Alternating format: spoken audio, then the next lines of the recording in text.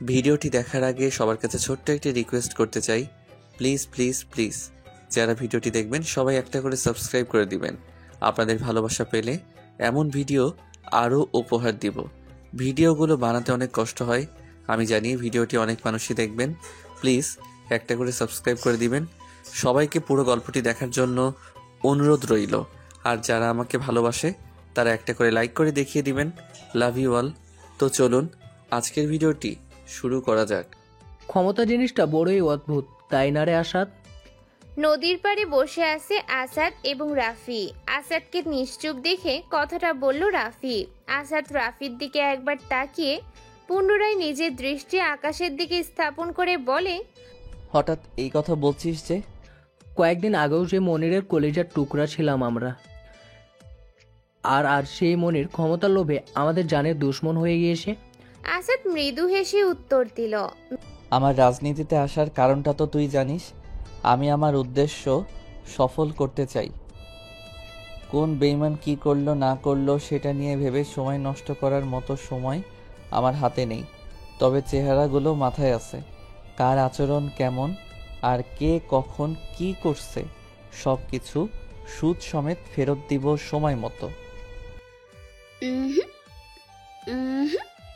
মেলি কণ্ঠস্বরের আওয়াজ শুনে আসাদ এবং রাফির পিছন ফিরে তাকালো। শ্যামলা মেয়েটি আজও হাজির, প্রতিদিনের মতো। পরনে কালো শাড়ি, লম্বা চুল কোমর ছুঁই ছুঁই, চোখে হালকা কাজল, কপালে কালো টিপ। বেশ লাগছে মায়াবতীকে, বলতেই হবে। আচ্ছা, তোরা কথা বল, আমি বাকিদের সাথে ওই দিকটাই আসি। কথাটা বলে রাফি উঠে চলে যায়। আসাদ কিছু নুড়ি পাথর কুড়িয়ে নিয়ে নদীর বুকে নিক্ষেপ করতে ব্যস্ত হয়ে পড়ে। মেয়েটি গুটি গুটি পায়ে এগিয়ে এসে আসাদের পাশে বসে বলে, এভাবে আর কতদিন আসাদ? কোনো উত্তর না পেয়ে মেয়েটি আবারও বলল, আমি তো কিছু জিজ্ঞেস করেছি না কি, শুনতে পাওনি? শুনেছি, কিন্তু উত্তর দেবার প্রয়োজন বোধ করছি না। তুমি কি চাও না আমরা একটা ছোট্ট সংসার সাজাই? তুমি কি চাও না আমাদের কোল জুড়েও একটা রাজকন্যা আসুক? আমার মাথায় এখন ওগুলো নেই, বোঝার চেষ্টা করো প্রাপ্তি। মাথায় নেই, মাথায় নেই আর মাথায় নেই। গত 1 বছর ধরে আমাকে শুধু এই কথাটাই শুনতে হচ্ছে। একটা প্রশ্নের উত্তর দেবে? তোমার মাথায় ছিল কবে সেটা একটু বলবে প্লিজ? যেটা বোঝো না সেটা নিয়ে তর্ক করো না তো। আমি বুঝি না, আর তুমি তো সব বুঝে উদ্ধার করে ফেলছো। সকাল সকাল মাথা খারাপ করো না। তোমাকে ডাকি কথা বলে মন ভালো করার জন্য, উল্টো খারাপ করার জন্য নয়। এখন তো এটা বলবেই, পুরনো হয়ে গেছি না? আজব, এটা কখন বললাম আমি? সব কথা মুখে বলতে হয় না, কিছু কথা বুঝে নিতেও হয়। তোমার তো আবার সব কিছুতে 2 লাইন বেশি বুঝতে হয়। কথা এত না পেঁচিয়ে সোজাসুজি বলে দিলেই তো পারো। আমাকে আর ভালো লাগে না তোমার। তোমার সাথে থাকলে আমি পাগল হয়ে যাব। থাকো তুমি, আমি গেলাম, কাজ আছে। যাও যাও, যেদিন থাকবো না সেদিন বুঝবে। আসাদ কোনো উত্তর না দিয়ে চলে যায় রাফিদের কাছে। বাকিরা আসাদের রাগান্বিত চেহারা দেখে কিছু জিজ্ঞেস করার সাহস পেল না। বাইকে বসে বাইকটা স্টার্ট দিয়ে রাফিকে বলে, আমি গেলাম, প্রাপ্তিকে বাসায় পৌঁছে দিয়ে তোরা চলে আসিস। রাফি কিছুটা চিন্তা কাতর হয়ে বলল, একা যাওয়াটা কি ঠিক হবে এখন? আমার কিছু হবে না, তোরা যা। আচ্ছা, সাবধানে যাস। আসাদ চলে গেলে রাফি গিয়ে প্রাপ্তির পাশে বসলে লক্ষ্য করে প্রাপ্তির চোখে জল। কিছুটা অবাক হয়ে প্রশ্ন করে, কি হলো, তুমি কান্না করছো কেন? আসাদ আবার কিছু বলেছে তাই না? কান্নারত অবস্থায় উত্তর দিল, আমি আর সহ্য করতে পারছি না এইসব। অতিষ্ঠ হয়ে গেছি আসাদের আচরণে। দিন দিন কেমন খিটখিটে মেজাজের হয়ে যাচ্ছে ও। কোনো কথা শোনানো যায় না, সব সময় ওর মাথায় রাজনীতি ঘোরে। বাসা থেকেও বিয়ের জন্য প্রেসার দিচ্ছে। কত দিক সামলানো যায় বলো? কি বলবো বুঝতে পারছি না। আসাদের রাজনীতিতে আসার একটা কারণ আছে, সেটাও সফল না হওয়া পর্যন্ত অন্য কোনো দিকে মনোযোগ দেবে না। এই জায়গায় আসতে গত 2 বছর ধরে অক্লান্ত পরিশ্রম করছে ও। সবসময় শুধু বলো কারণ আছে, কি কারণ সেটা না আসাদ বলে, না তুমি বলো? বাদ দাও ওসব কথা, পরে কোনো একদিন বলবো নে। চলো বাসায় পৌঁছে দেই তোমাকে। লাগবে না, আমি একাই চলে যেতে পারবো। প্রাপ্তি উঠে চলে যায়। রাফি পিছন থেকে অনেকবার ডাকলেও প্রাপ্তি কোনো সাড়া দেয়নি। অন্যদিকে আসাদ অন্যমনস্ক হয়ে বাইক চালাচ্ছে। হঠাৎ একটা গুলি এসে ঝাঁঝরা করে দেয় আসাদের বুক।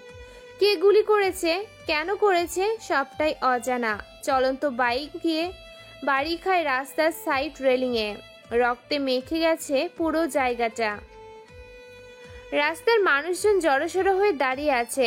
হাসপাতালে নেবার আগ্রহ কারোর মাঝে নেই, কারণ মুখটা যে সবার কাছে খুব চেনা। শহরের বাকিদের কাছে যে সে আসাদ ভাই নামে পরিচিত। আসাদের সাথে ঝামেলার বিষয়টা সকলের অজ্ঞাত আছে, তাই কেউ সাহসে কুলিয়ে উঠতে পারছে না আসাদের ধারে কাছে যাবার। ভিড় অতিক্রম করে একটা ছেলে সামনে এগিয়ে আসলো। গায়ের রং নিক্স কালো, চোখে চশমা, ফর্মাল ড্রেস আপ, হাতে একটা কালো ফাইল। দেখতে সাদাসিধে ছেলেটা ব্যস্ত হয়ে পড়ে আসাদকে হাসপাতালে নেওয়ার জন্য। সবাই কেমন ভয় ভয় চোখ নিয়ে তাকিয়ে আছে ছেলেটার দিকে। সবার এইভাবে তাকিয়ে থাকার কারণ খুঁজে পাচ্ছে না ছেলেটি। মনে মনে ভাবলো, হয়তো আমি কালো, তাই সবাই এভাবে তাকিয়েছে আমার দিকে। সেদিকে তোয়াক্কা না করে একটা সিএনজি ডাকে আসাদকে হাসপাতালে নেবার উদ্দেশ্যে। তবে প্রথম দুইজন ড্রাইভার আসাদকে দেখেই নাকচ করে দেয়। তার অল্প কিছুক্ষণ পরে অন্য আরেকজন সিএনজি ড্রাইভার আর ওই ছেলেটা মিলে আসাদকে হাসপাতালে নিয়ে যায়। রাফি এবং বাকি সবাই সবেমাত্র এসে হাসপাতালে পৌঁছালো। রিসিপশনে খোঁজ নিয়ে জানতে পারে অপারেশন সাকসেসফুলি সম্পন্ন হয়েছে। বেডে দেয়া হয়েছে 5 তলার 502 নম্বর কেবিনে। দেরি না করে কেবিনে গিয়ে দেখে আসাদের জ্ঞান এখনো ফেরেনি। বেশি মানুষ অ্যালাউ না থাকায় রাফি একা ভেতরে ঢোকে এবং বাকিরা বাহিরে দাঁড়ায়। ছেলেটা এখনো আসাদের সাথেই আছে। বলতে হবে ছেলেটা আসলেই অনেক দায়িত্ববান। তবে ছেলেটাকে দেখে রাফির মনে প্রশ্ন জন্মায়। ছেলেটাকে নিজ থেকে তো কিছু বললো না ওর ব্যাপারে? ইতস্তত বোধ না করে জিজ্ঞেস করে, তুমি কে আর এখানে কি করছো? ছেলেটা নজর ফিরিয়ে উত্তর দেবার আগেই রুমে একজন ডাক্তারের আগমন ঘটে। রাফির প্রশ্নের উত্তরে তিনি বলেন, উনি ছিলেন বলেই আজ পেশেন্ট বেঁচে আছে, আর একটু লেট হলে বাঁচানো মুশকিল ছিল। রাফি ছেলেটার দিকে তাকিয়ে মলিন স্বরে বলে, কি বলে তোমাকে ধন্যবাদ দিব সেই ভাষা আমার জানা নেই। মুখে হাসি নিয়ে জবাব দিল, এখানে ধন্যবাদ দেবার কিছু আছে? আমার জায়গায় অন্য কেউ থাকলেও তো একই কাজ করত। এই শহরে আসাদ একজন আতঙ্কের নাম। কেউ জেনে বুঝে নিজের পরিবারকে বিপদের মুখে ফেলতে চাইবে কেন? তুমি বোধহয় এই শহরে নতুন, তাই না? জি, আমি আজকেই এসেছি এখানে। চাকরির ইন্টারভিউ ছিল একটা। চাকরি পেলে? গরিবের আবার চাকরি? এই দেশে চাকরি পেতে হলে হয় টাকার জোর লাগে, না হয় মামুর জোর লাগে, আর আমার কোনোটাই নেই। দাঁড়াও, তোমার সাথে একটু পরে কথা বলছি। ছেলেটার সাথে কথা বলাই বিরতি দিয়ে রাফি ডাক্তারের উদ্দেশ্যে বলে, ডক্টর, আসাদের এখন কি অবস্থা? কবে নাগাদ সুস্থ হবে বলে ধারণা আপনার? সঠিক বলা যাচ্ছে না, কারণ গুলিটা ওনার হার্ট স্পর্শ করে বেরিয়ে গেছে। তবে আশা রাখি সপ্তাহখানেকের মাঝে সুস্থ হয়ে যাবেন। আচ্ছা, আপনারা কথা বলুন, আমাকে রাউন্ডে যেতে হবে। ডাক্তার সাহেব কেবিন থেকে বেরিয়ে গেলে রাফি ছেলেটাকে নিয়ে পাশের সোফায় গিয়ে বসলো। একটু নড়ে চড়ে বসে রাফি বলে ওঠে, এবার বলো তোমার নাম কি? আমার নাম সিফাত। আপনার? আমি রাফি। আর একটা কথা, আপনাকে আপনি করে বলার দরকার নেই। আমাকে আপনি করে বলার দরকার নেই, তুমি করে বললেই হবে। আচ্ছা, চেষ্টা করব। কাজ করবে? সিফাত খুশিতে আত্মহারা হয়ে বলল, কি কাজ? যে কোনো কাজ করতে আমি রাজি আছি। একটা চাকরির আমার খুব দরকার। রাজনীতি করবে? রাফির মুখে রাজনীতি শব্দটা শুনেই সিফাত চুপসে গিয়ে বলে, রাজনীতি কিন্তু তাতে তো অনেক টাকা লাগবে, আর আমার কাছে তো টাকা নেই। রাফি নিজের হাসি আটকাতে না পেরে বলে, সব সময় এত টাকার চিন্তা করো কেন? টাকাই কি সব কিছু নাকি? এই স্বার্থপর দুনিয়ায় বেঁচে থাকতে হলে যে টাকার খুব প্রয়োজন ভাই। ভুল বললে, সবার কাছে টাকা ম্যাটার করে না। সবই টাকার ভুয়ান, সবাই টাকার ভুক্কা হয় না। হয়তো আপনার কথা ঠিক, আবার হয়তো না। এত হয়তো হয়তো না করে বলো, রাজনীতি করবে? কিন্তু আমি তো এখানে কাউকেই চিনি না। রাফি মৃদু হেসে উত্তর দিল। তুমি আসলেই অনেক সহজ সরল। এতক্ষণে আসাদের জ্ঞান ফিরে এসেছে। আসাদের জ্ঞান ফিরতে দেখে রাফি এবং সিফাত বেডের সামনে গিয়ে দাঁড়ালো। জ্ঞান ফিরে রাফিকে সামনে দেখতে পেয়ে আসাদ নিচু গলায় বলল, আমি মরিনি, এখনো বেঁচে আছি। বলতে হবে কই মাছের প্রাণ। রাফি খানিক রেগে গিয়ে বলে, শুরু হয়ে গিয়েছে তোর, তাই না? ভুল কি বললাম? ঠিকই তো বলেছি। তুই তো ভুল বলতেই পারিস না। এই তো বুঝতে পেরেছিস। যাই হোক, এই ছেলেটা কে? ওকে তো ঠিক চিনলাম না। পাশে দাঁড়ানো সিফাতের দিকে তাকিয়ে কথাটা বলে আসাদ। আসাদের প্রশ্নের জবাবে রাফি উত্তর দেয়, ওর নাম সিফাত। সিফাতই তোকে হসপিটালে নিয়ে এসেছে। শহরে নতুন এসেছে তাই না? হুম। আসাদের মুখের হাসি দেখে সিফাত কিছুটা কৌতূহলী হয়ে জিজ্ঞেস করে, আপনার দুজনেই একই প্রশ্ন কেন করলেন?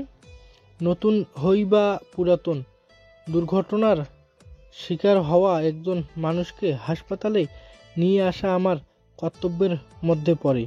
কর্তব্যের কথা বলছো? আচ্ছা, ওইখানে তো আরো অনেক মানুষ ছিল, কিন্তু কেউ আমাকে হাসপাতালে নিয়ে আসা তো দূরের কথা, ছুঁয়েও দেখেনি। কেন? এই প্রশ্নের উত্তর তোমার কাছে আছে? সিফাতের নিশ্চুপতা দেখে আসাদ বলে ওঠে, এই শহরে আসাদ এক আতঙ্কের নাম। মানুষ আমাকে রাজনীতিবিদ কম, পশু হিসেবেই বেশি চেনে। সবাই জানে আসাদ একজন খুনি, যে ক্ষমতার অপব্যবহার করে মানুষের জীবন কেড়ে নেয়। জানো, যদি আমি আজ মারা যেতাম তাহলে সম্পূর্ণ শহরে খুশির জোয়ার বয়ে যেত। সবাই স্বস্তির ঘুম ঘুমাতে পারত।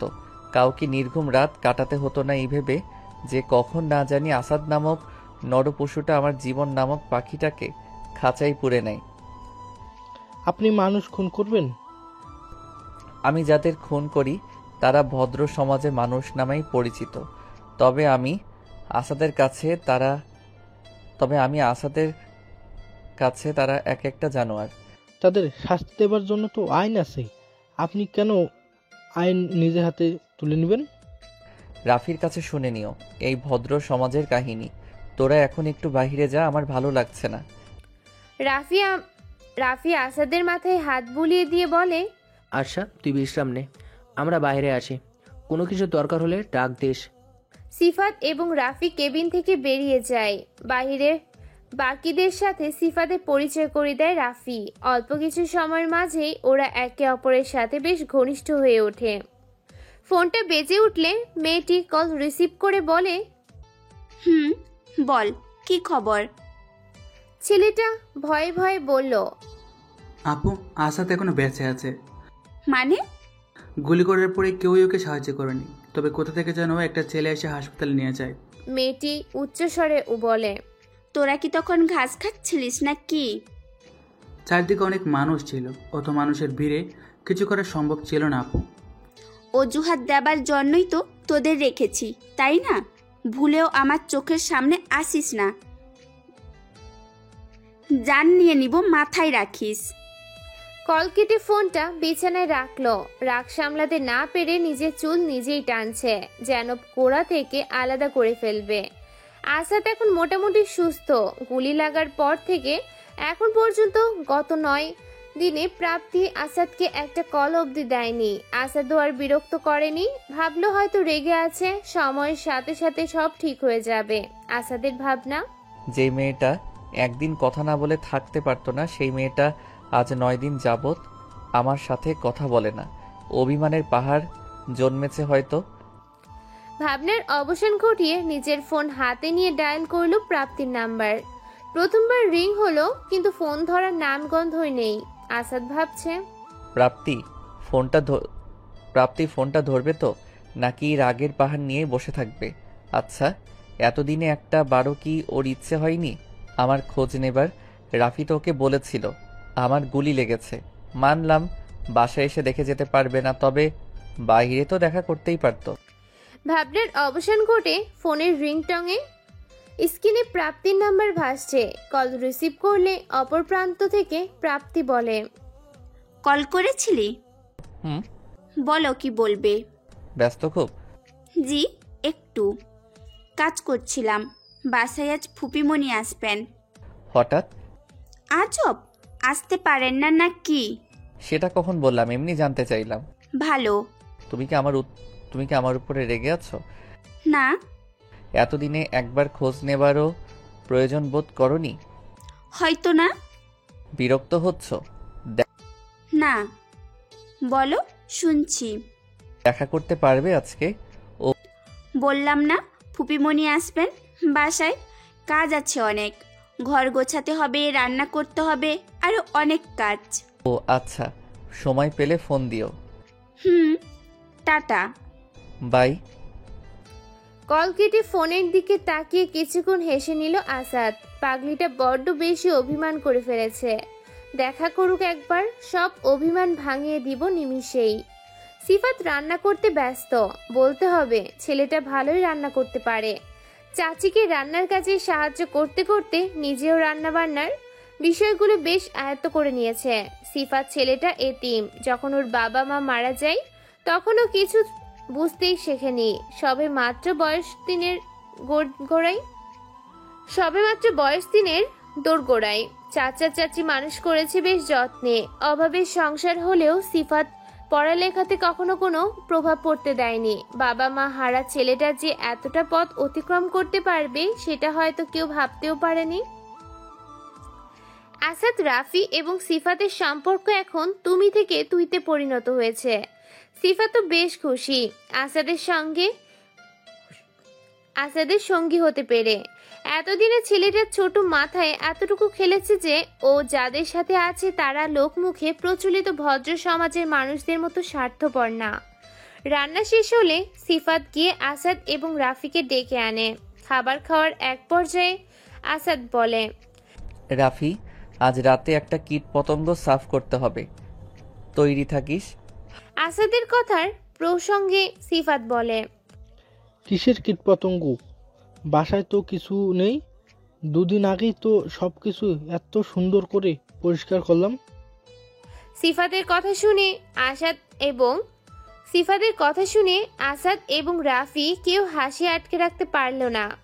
ওদের কার্যক্রম দেখে সিফাত আহাম্মকের মতো প্রশ্ন করে, কি ব্যাপার, তোরা এভাবে হাসছিস কেন? হাসির পরিমাণ কিছুটা কমিয়ে দিয়ে আসাদ বলল, হাসছি তোর কথা শুনে। কি এমন বললাম যে এভাবে হাসতে হবে? আমি সমাজের কীট পতঙ্গের কথা বলেছি, বাসার না। সেটা সরাসরি বললেই তো হতো। এত পেঁচানোর কি আছে? বুঝেছি, এখন খা। সিফাত কিছু বলতে যাবে তখনই বাসার কলিং বেলটা বেজে উঠল। রাফি উঠতে গেলে আসাদ বলে, তোরা থাক, আমি দেখছি। বসা থেকে উঠে গিয়ে দরজা খুলে সামনে তাকিয়ে দেখে কেউ নেই। তবে নিচে একটা পার্সেল পড়ে আছে। চারদিকে পুনরায় একবার চোখ বুলে পার্সেলটা নিজের হাতে নিয়ে দরজা লাগিয়ে দিল। পার্সেলের উপর আসাদের নাম লেখা রয়েছে, তবে কোথা থেকে এসেছে সে ব্যাপারে কিছু লেখা নেই। বেনামি পার্সেল।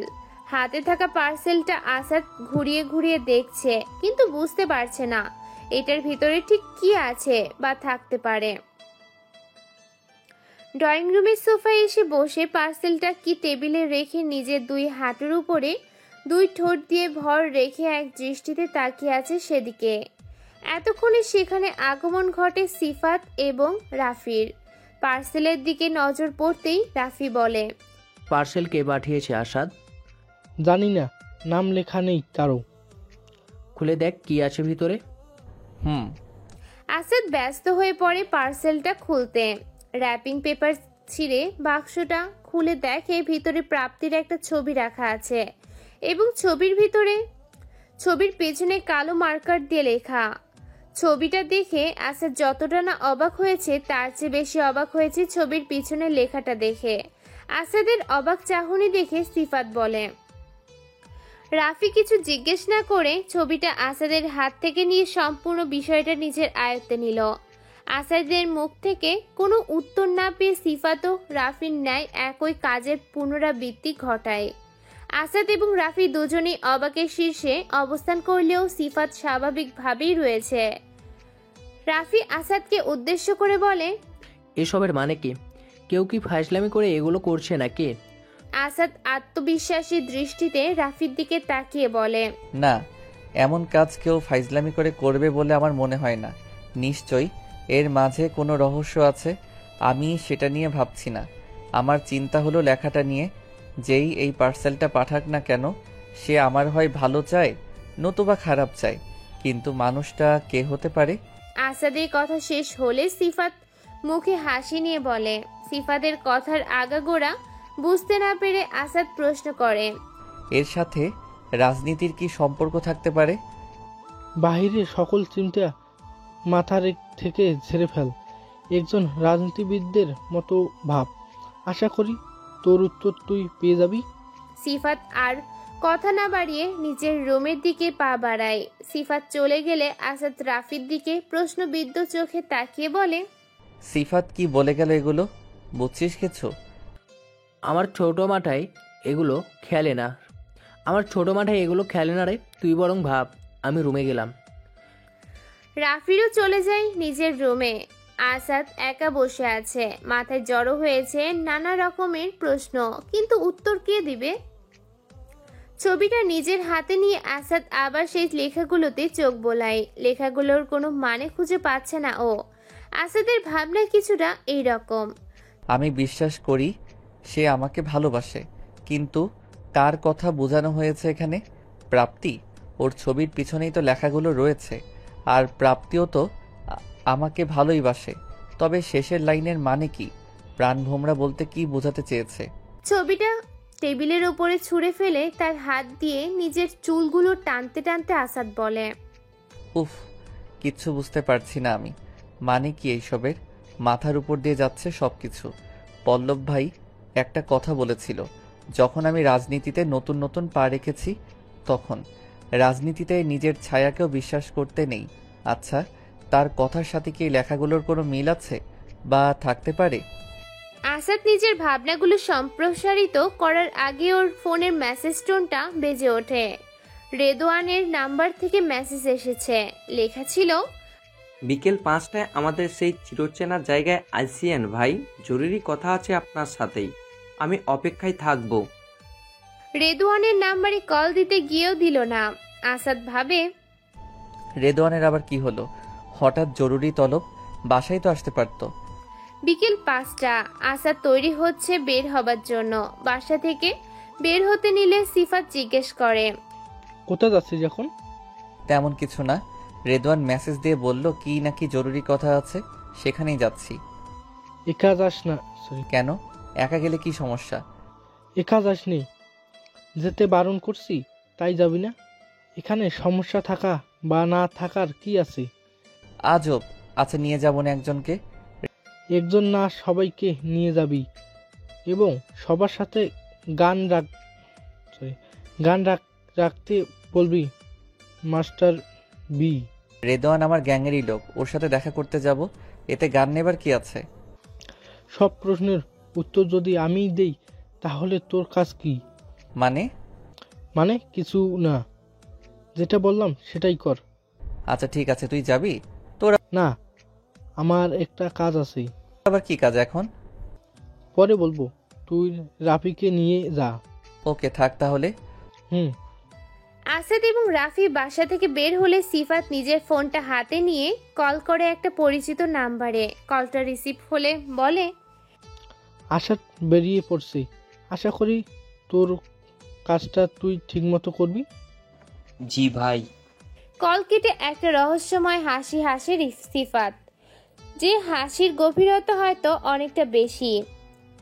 আসাদের বাইক এসে থামে গাজীপুর সালনার একটা পুরাতন ফ্যাক্টরির সামনে।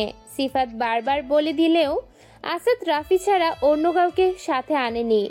বাইক থেকে নেমে ভিতরে চলে যায়, কিন্তু রেদওয়ানকে কোথাও দেখতে পাচ্ছে না। উপায়ন্তর ফোন করে রেদওয়ানের নাম্বারে। সিলেটের একটা টং দোকানে বসে চা খাচ্ছে রেদওয়ান এবং ওর কয়েকজন বন্ধু।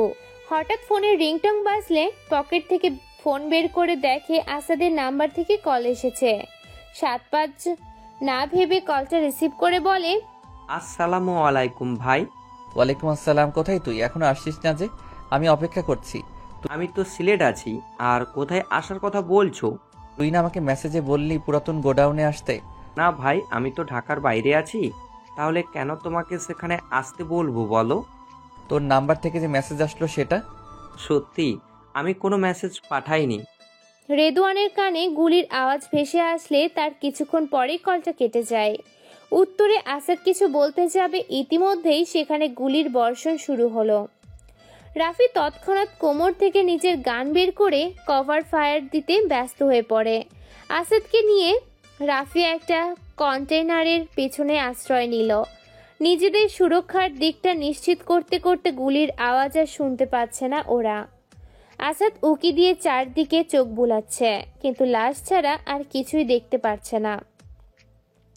হঠাৎ কয়েকজন মধ্যবয়স্ক ছেলে এসে আসাদ এবং রাফির সামনে দাঁড়ালো। আসাদ কিছু বলতে যাবে, চলুন আপনাদের বাসায় পৌঁছে দিচ্ছি। ওদের মধ্যে থেকে একটা ছেলে বলে উঠল। উত্তরে আসাদ বলল, তোমাদের তো ঠিক চিনলাম না। আমাদের না চিনলেও চলবে, তবে এতটুকু মাথায় রাখুন, আপনার কাছে মানুষগুলো এখন আপনার জানের দুশমন হয়ে উঠেছে। তাই সেই সকল মানুষদের থেকে একটু সাবধানে থাকবেন। বুঝলাম না তোমার কথা। বুঝবেন আস্তে আস্তে, তবে দেরি করে যেন না বুঝেন, সেই দোয়াই রইল। এখন চলুন আপনাদের পৌঁছে দেই, আমাদের আরো কাজ আছে। আসাদ আর কথা না বাড়িয়ে ওদের পেছন পেছন বাইরে চলে গেল। বাইকে উঠতে গেলে অন্য একজন ছেলে আসাদের হাত থেকে বাইকের চাবিটা নিয়ে বলে, গাড়িতে উঠুন আমাদের সাথে, বাইক আপনার বাসায় পৌঁছা যাবে। গাড়ি এসে বাসার সামনে থামলে আসাদ এবং রাফি ওদের ধন্যবাদ জানিয়ে ভিতরে চলে যায়। ড্রয়িং রুমে পায়চারি করছে সিফাত। দরজা খোলা থাকায় আসাদ এসে ড্রয়িং রুমের সোফায় নিজের তাশরিফ জমিয়ে একটা দীর্ঘশ্বাস ত্যাগ করলো। সিফাত দেখতে পেয়ে প্রশ্ন করে, একা গিয়েছিলি? আসাদের তরফ থেকে কোনো উত্তর না পেয়ে সিফাত আবারও বলে, কি হলো, কিছু জিজ্ঞেস করছি তো নাকি? একা কেন গিয়েছিলি? সবাইকে সাথে নিয়ে যেতে বলছিলাম না? ভাবিনি এমন কিছু হবে। কি হয়েছে? আসাদ সবটা খুলে বললে সিফাত হাতে তালি দিয়ে বলে, বাহ, ভালো তো। সবসময় শুধু রাজনীতি নিয়ে পড়ে থাকিস, বাইক কোনো জ্ঞান তো মাথায় নেই। সুপ্রিং বুঝিস? ইসপ্রুফিং? হ্যাঁ, সুপ্রিং। ইসপ্রুফিং সেটা কি? সুপ্রি হলো এমন এক ধরনের পদ্ধতি যার মাধ্যমে তোর নাম্বার আমার কাছে নেই, কিন্তু তোর নাম্বার দিয়ে আমি যাবতীয় সব কাজ করতে পারবো। যেমন কাউকে মেসেজ পাঠানো বা কল দেওয়া। একই কাজ ইমেল দেওয়া করা হয়, একই কাজ ইমেল দিয়েও করা হয়। কিন্তু কেউ আমার সাথে এমনটা কেন করবে? কি স্বার্থ থাকতে পারে তার? স্বার্থ তো একটাই, কি? তোর জীবন নেয়া। তুইও এই কথা বলছিস? সকালে আসলো পার্সেল আর এখন তুই? যেটা দেখছি, যেটা বুঝছি সেটাই বলছি। সুপ্রিং করে তোকে পুরনো গোডাউনে ডাকা, তোর উপরে হামলা হওয়া, সবকিছু তোর আর কালকাতিও হতে পারে না, তাই না? কি তোর কথাই যুক্তি আছে, কিন্তু এই কাজগুলো কে বা কারা করেছে সেটাই তো বুঝতে পারছি না। কারা না বল কে? তুই এতটা নিশ্চিত হয়ে কিভাবে বলছিস? সকালের লেখাগুলো নিয়ে একটু লেখা করা শেখ, বুঝতে পারবি। যাই হোক, তোরা বিশ্রাম নে, আমি বাহির থেকে একটু হেঁটে আসি, ভালো লাগছে না বসে থাকতে। আচ্ছা যা। আসাদ সবটা খুলে বললে সিফাত হাতে তালি দিয়ে বলে। সিফাত বাসা থেকে বের হয়ে শান্ত মনে রাস্তা দিয়ে হাঁটছে। হঠাৎ একটা কালো জিপ গাড়ি এসে থামে ওর সামনে। শোন, আমাদের দিকে সব সময় নজর রাখবি, কারণ আমাদের জীবনের ঝুঁকি এখন অত্যাধিক মাত্রায় বেড়ে গেছে। সে আসাদকে প্রাণে না মারা অবধি শান্তি পাবে না। ভাই, আমরা তো জানি কাজটা কে করেছে, তাকে রাস্তা থেকে সরিয়ে দিলে তো হয়। না, আমি চাই আসাদেই রহস্যের শিখরে পৌঁছাক। পারবে কি? জানা নেই আমার। আসাদ নিজেকে রাজনীতিবাদ বলে দাবি করে, কিন্তু ও এখনো রাজনীতিতে ভীষণ রকমের কাঁচা একজন খেলোয়াড়। রাজনীতির মারপ্যাচ বুঝে উঠতে ওর অনেকটা সময় পার হয়ে যাবে। তুমি যেটা ভালো বোঝো, আমরা সাদের ছায়া হয়ে থাকব, তুমি সেই বিষয়ে চিন্তা করো না। নির্যাতন হতে না হয় সেদিকে খেয়াল রাখিস। আচ্ছা ভাই। জি। আমাকে নামিয়ে দিয়ে আয়, অনেকটা সময় পার হয়ে গেছে। ফোনের স্ক্রিনে প্রাপ্তির ছবি ভাসছে। আসাদ এক মনে তাকিয়ে আছে সেদিকে। কেউ যে ওর জানের ভুখা হয়ে উঠেছে সেই চিন্তা এখন ওর মাথায় নেই। প্রাপ্তির সাথে কাটানো সুন্দর মুহূর্তগুলো জড়সড়ো হয়ে আছে ওর ভাবনা জুড়ে। শেষ বিকেলে নদীর পাড়ে হাত ধরে হাঁটা, প্রাপ্তির দুষ্টুমি ভরা কথা। আসাদ নিজেকে ভাগ্যবান মনে করে প্রাপ্তিকে নিজের জীবনের অংশ করতে পেরে। তবে সময়ের সাথে সাথে সেই ভাগ্যটা যেন দুর্ভাগ্যে পরিণত না হয়, সেটাই দেখার বিষয়। রাত অনেক হয়েছে, কিন্তু কারোর পেটেই খাবার পড়েনি। রাফি এসে একবার আসাদকে ডেকে গেছে, কিন্তু আসাদ নাকচ করে দেয় খাবে না বলে। তাই রাফিও আর জোর করেনি। রাত প্রায় 2টো। আসাদ এবং রাফি নিজের কাজে বেরিয়ে পড়েছে। শরীরের ভদ্রলোকের ট্যাগ লাগানো কারোর হয়তো জীবনযাত্রার সমাপ্তি ঘটবে আজ, নাকি সব ভাবনা চিন্তাগুলো রং বদলাবে আসাদের অজান্তেই। শিক্ষক নামটা শুনলেই একটা স্বস্তি পাওয়া যায়, তাই না? যে ছাত্রদের নিজের হাতে গড়ে তোলে স্নেহ ভালোবাসা দিয়ে। আচ্ছা, একজন রক্ষক যদি ভক্ষক হয়ে ওঠে তখন তার কি শাস্তি হওয়া উচিত? আসাদের মতে মৃত্যুর চেয়ে বড় শাস্তি কাউকে দেয়া যায় না। তেমনই এক শিক্ষকের গল্পের সমাপ্তি ঘটাবে আসাদ, যে শিক্ষক পড়ানোর নামে ছোট ছোট মেয়েদের যৌন হয়রানির শিকার করে। বর্তমান সমাজের পরিস্থিতি হলো এমন, বাবা মা দুজনেই কাজের সূত্রে দিনের বেশিরভাগ সময় ঘরের বাইরে থাকেন। হয়তো কেউ বাসায় আয়া রেখে দেন ছেলে মেয়েদের একাকিত্ব দূর করার জন্য, আর কেউ কেউ রাখেন না এই ভেবে ছেলে মেয়ে তো দিনের 3/4 সময় প্রাইভেট আর পড়ালেখা নিয়ে ব্যস্ত থাকবে, বন্ধু বান্ধবদের সাথে থাকবে, কথা বলবে। একাকিত্ব কি সেটা বোঝার সুযোগই হয়ে উঠবে না। বাবা মা টাকা কামাতে এতটাই ব্যস্ত যে তার মেয়ে কোন পরিস্থিতিতে আছে সেটা খোঁজ রাখার সময়টুকু হয়ে ওঠে না তাদের কাছে। এমনও মেয়ে আছে যারা পুরো ব্যাপারটা বুঝতে বুঝতেই অনেকটা সময় পার হয়ে যায়, আর যখন বুঝতে পারে তখন হয়তো কিছুই করার থাকে না। লোক লজ্জার ভয়ে কাউকেও বলতেও পারে না। এই সময়টা যে কতটা কষ্টের সেটা হয়তো সেই বুঝতে পারবে যে এবার যারা এই পরিস্থিতির সম্মুখীন হয়েছে বা ভবিষ্যতে হবে। এই ধরনের বিষয়গুলো যে শুধু শিক্ষকরাই করে এমনটা কিন্তু না। পরিবার পরিজন আত্মীয় স্বজনদের মাঝেও এমন কিছু নরপিশাচ থাকে যারা ভালো মানুষের আড়ালে নিজেদের স্বার্থ হাসিল করতে ব্যস্ত। এমন মানুষগুলো খুবই ভয়ঙ্কর প্রকৃতির হয়, বিষাক্ত হয়। তাদেরকে খালি চোখে চেনা যায় না, কিন্তু তাদের বিষক্রিয়া মারাত্মক। আশাদের কাজ শেষ। সকালে খবরের কাগজের হেডলাইন হবে শিক্ষক নামের একজন নরপশু হত্যা। না, একটু ভুল বলে ফেললাম। এই ভদ্রলোকের সমাজে তো সত্যের চেয়ে মিথ্যার দাপট বেশি, তাই হয়তো এই খবরটাও বাকি খবরের আড়ালে চাপা পড়ে যাবে। অনেকদিন পর আসাদ আজ ক্যাম্পাসে এসেছে। গুলি লাগার পর থেকে আর আসা হয়নি। একটা শাস্তির নিঃশ্বাস ত্যাগ করে ক্যান্টিনের পাশে দাঁড়িয়ে থাকা পরিচিত শিমুল গাছটার নিচে তাকালে দেখে প্রাপ্তি ওর কয়েকজন বান্ধবীর সাথে বসে আছে নির্জীব মনে। আসাদকে আসতে দেখে বাকিরা উঠে যায়। প্রাপ্তি তখনও দেখেনি আসাদকে। কাহিনী বুঝতে না পেরে বলে ওঠে, কি রে, সবাই চলে যাচ্ছিস কেন? আসাদকে দেখতে পেয়ে সম্পূর্ণ বিষয়টা প্রাপ্তির বোধগম্য হলো, তাই আর কিছু না বলে পুনরায় নিজের দৃষ্টি অন্যদিকে ফিরিয়ে নিল। আসাদ প্রাপ্তির পাশে বসে বলে ওঠে, মন খারাপ? জি না। তাহলে কথা বলার ইচ্ছা নেই? না, নেই। চলে যাব তাহলে? তোমার ইচ্ছা। ভার্সিটিটা তো আর আমার একার না যে আমি যা বলবো তাই হবে।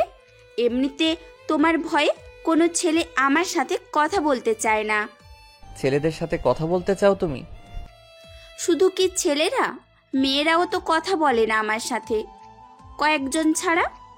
আমি কি তাদের বারণ করেছি তোমার সাথে কথা বলতে বা না মিশতে? হয়তো করেছো। তোমাকে এর আগেও অনেকবার বলেছি, হয় আমাকে বেছে নাও, নতুবা তুমি রাজনীতি নিয়ে থাকো। একটা কথা মনে আছে তোমার? কি কথা?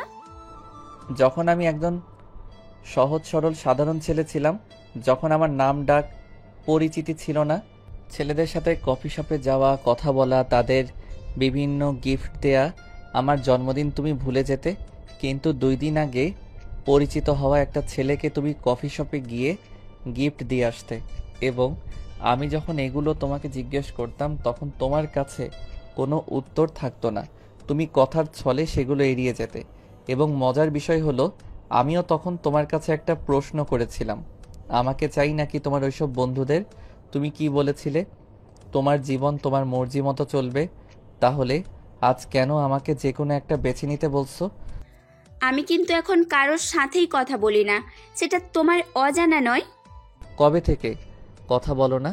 যেদিন থেকে এই শহরের মানুষ আসাদকে চেনে সেদিন থেকে, যেদিন থেকে আসাদের নাম যশ খ্যাতি হয়েছে সেদিন থেকে, যেদিন থেকে আসাদ নিজেকে সামনে নিতে শিখেছে সেদিন থেকে।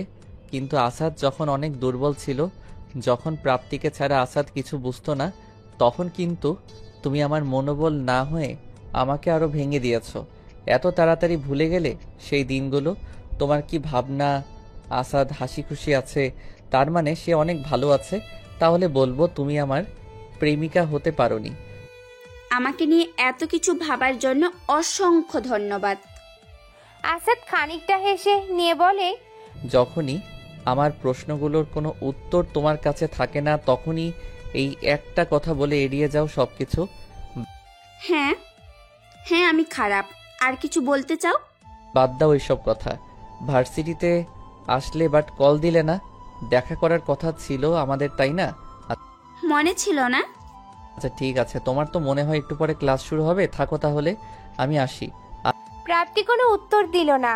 আসাদ প্রাপ্তির পাশ থেকে উঠে ক্যান্টিনের দিকে যায়। কিছুটা সামনে এগুলে কারো ডাক পেয়ে আসাদ থমকে দাঁড়ায়। গলার স্বরটা বেশ পরিচিত, তবে খেয়াল করতে পারছে না কোথায় শুনেছে।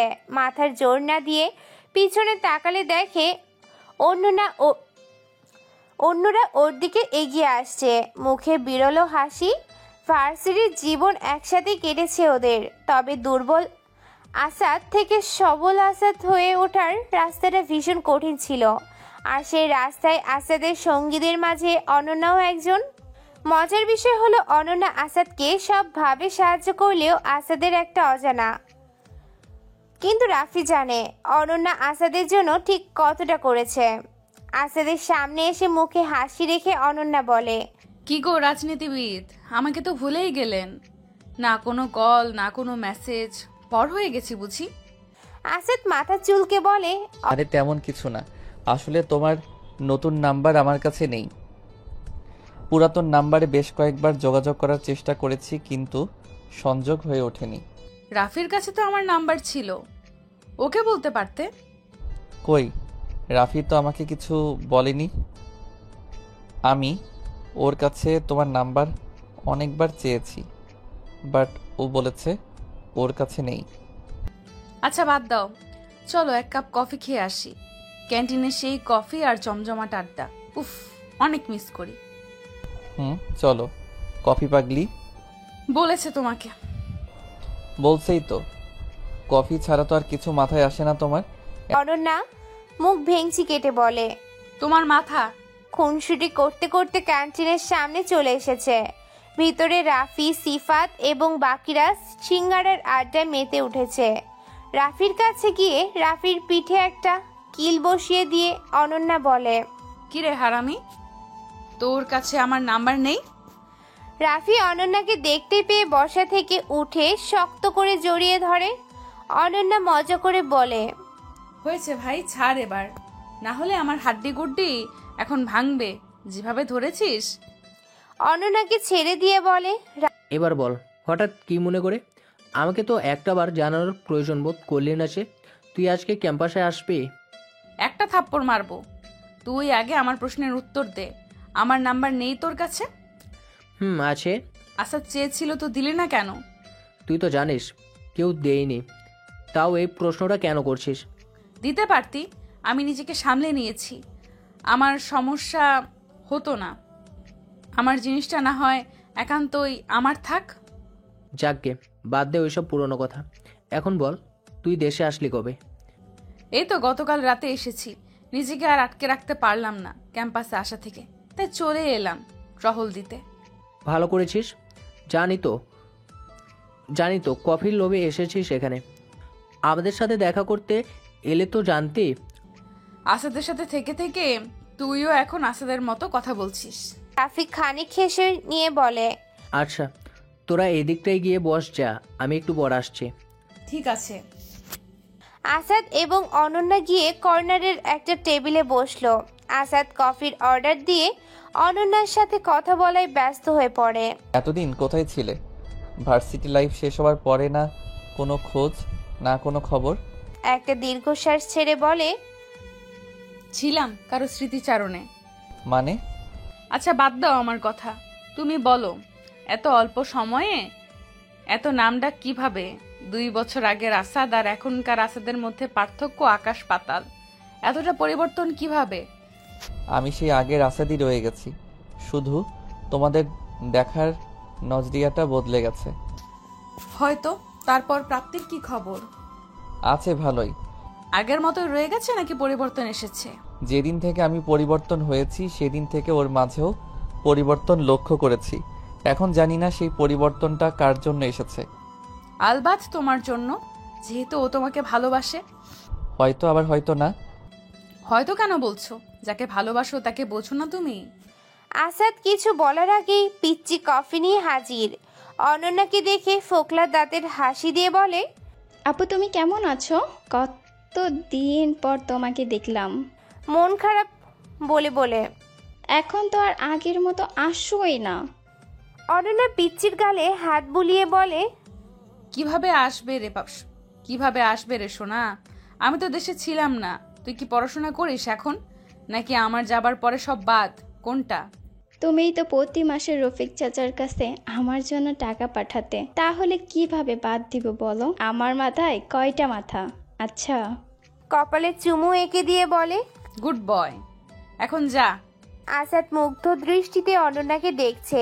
আসলেই মেয়েটা অদ্ভুত প্রকৃতির, যাকে চেনে না, যার সাথে কোনো সম্পর্ক নেই, তার দিকেও সাহায্যের হাত বাড়িয়ে দেয়। সবাই যদি এমন হতো তাহলে হয়তো সমাজে কারোর সাথে কোনো বৈষম্য থাকতো না। রুমের সব কিছু ভেঙে চুরমার, তবুও রাগ কমছে না, নিজেকে সামলাতে পারছে না কিছুতেই। টেবিলের উপরে এক হাত রেখে জোরে জোরে নিঃশ্বাস ছাড়ছে মেয়েটি।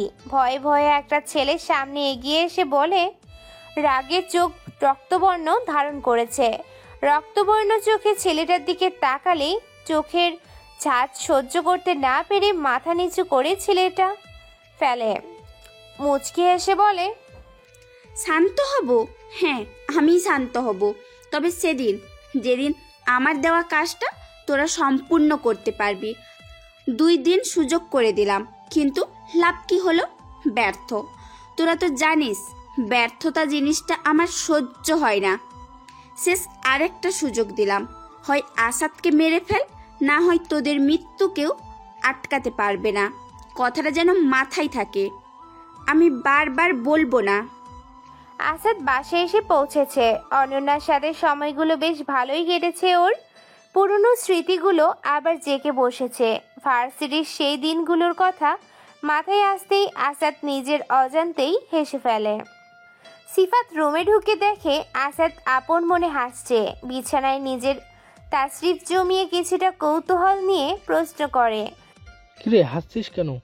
হাসছি নিজের অবস্থার উপরে। কেমন ছিলাম আর কেমন হয়ে গেলাম।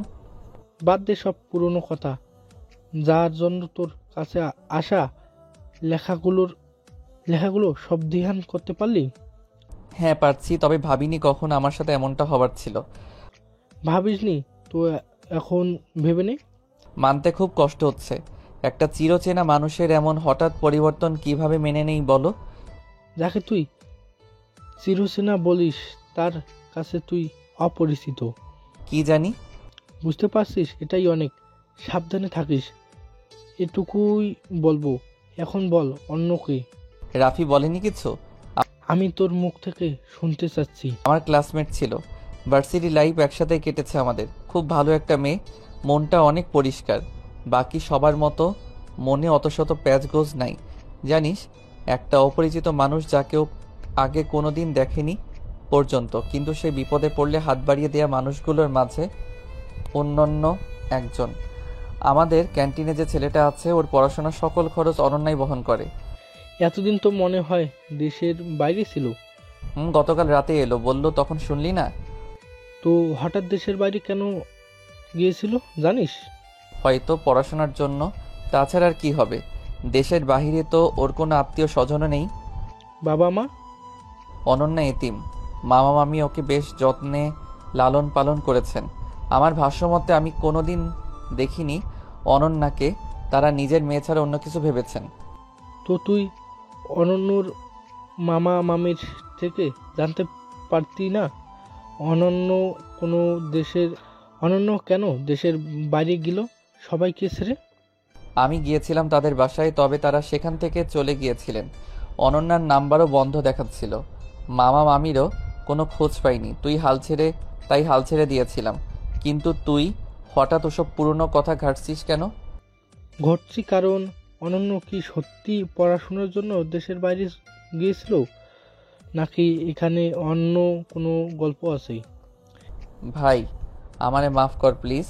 এমনিতে একটা ধাঁধা সলভ করতে গিয়ে নাকানি চুবানি খেয়ে বেসামাল অবস্থায় আছি, তার উপরে আবার অন্য কোনো বাধা দিস না। সিফাত খানিক হেসে আমাদের কাঁধে একটা হাত রেখে বলে, এটা তো জীবনের ধাঁধা, যেটার সমাধান তুই ছাড়া অন্য কারো কাছে নেই। দুর্বল আশা থেকে তুই আশাদ হয়ে ওঠার গল্পটা নিশ্চয়ই সহজ ছিল না। পিছনের সেই গল্পটা নিয়ে একটু ভাব। তুই নিজের লক্ষ্যে পৌঁছে যাবি, আর একবারের ফলাফলটা তোর জীবন বদলে দিবে। মিলিয়ে নিস। আসাদ হাবার মতো তাকিয়ে আছে সিফাতের মুখের দিকে। সিফাত রুম থেকে বেরিয়ে গেল, কিন্তু তবুও আসাদের কোনো হেলদোল নেই। মাঝে মাঝে সিফাতের চরিত্রটা বুঝতে ভীষণ কষ্ট হয় আমাদের।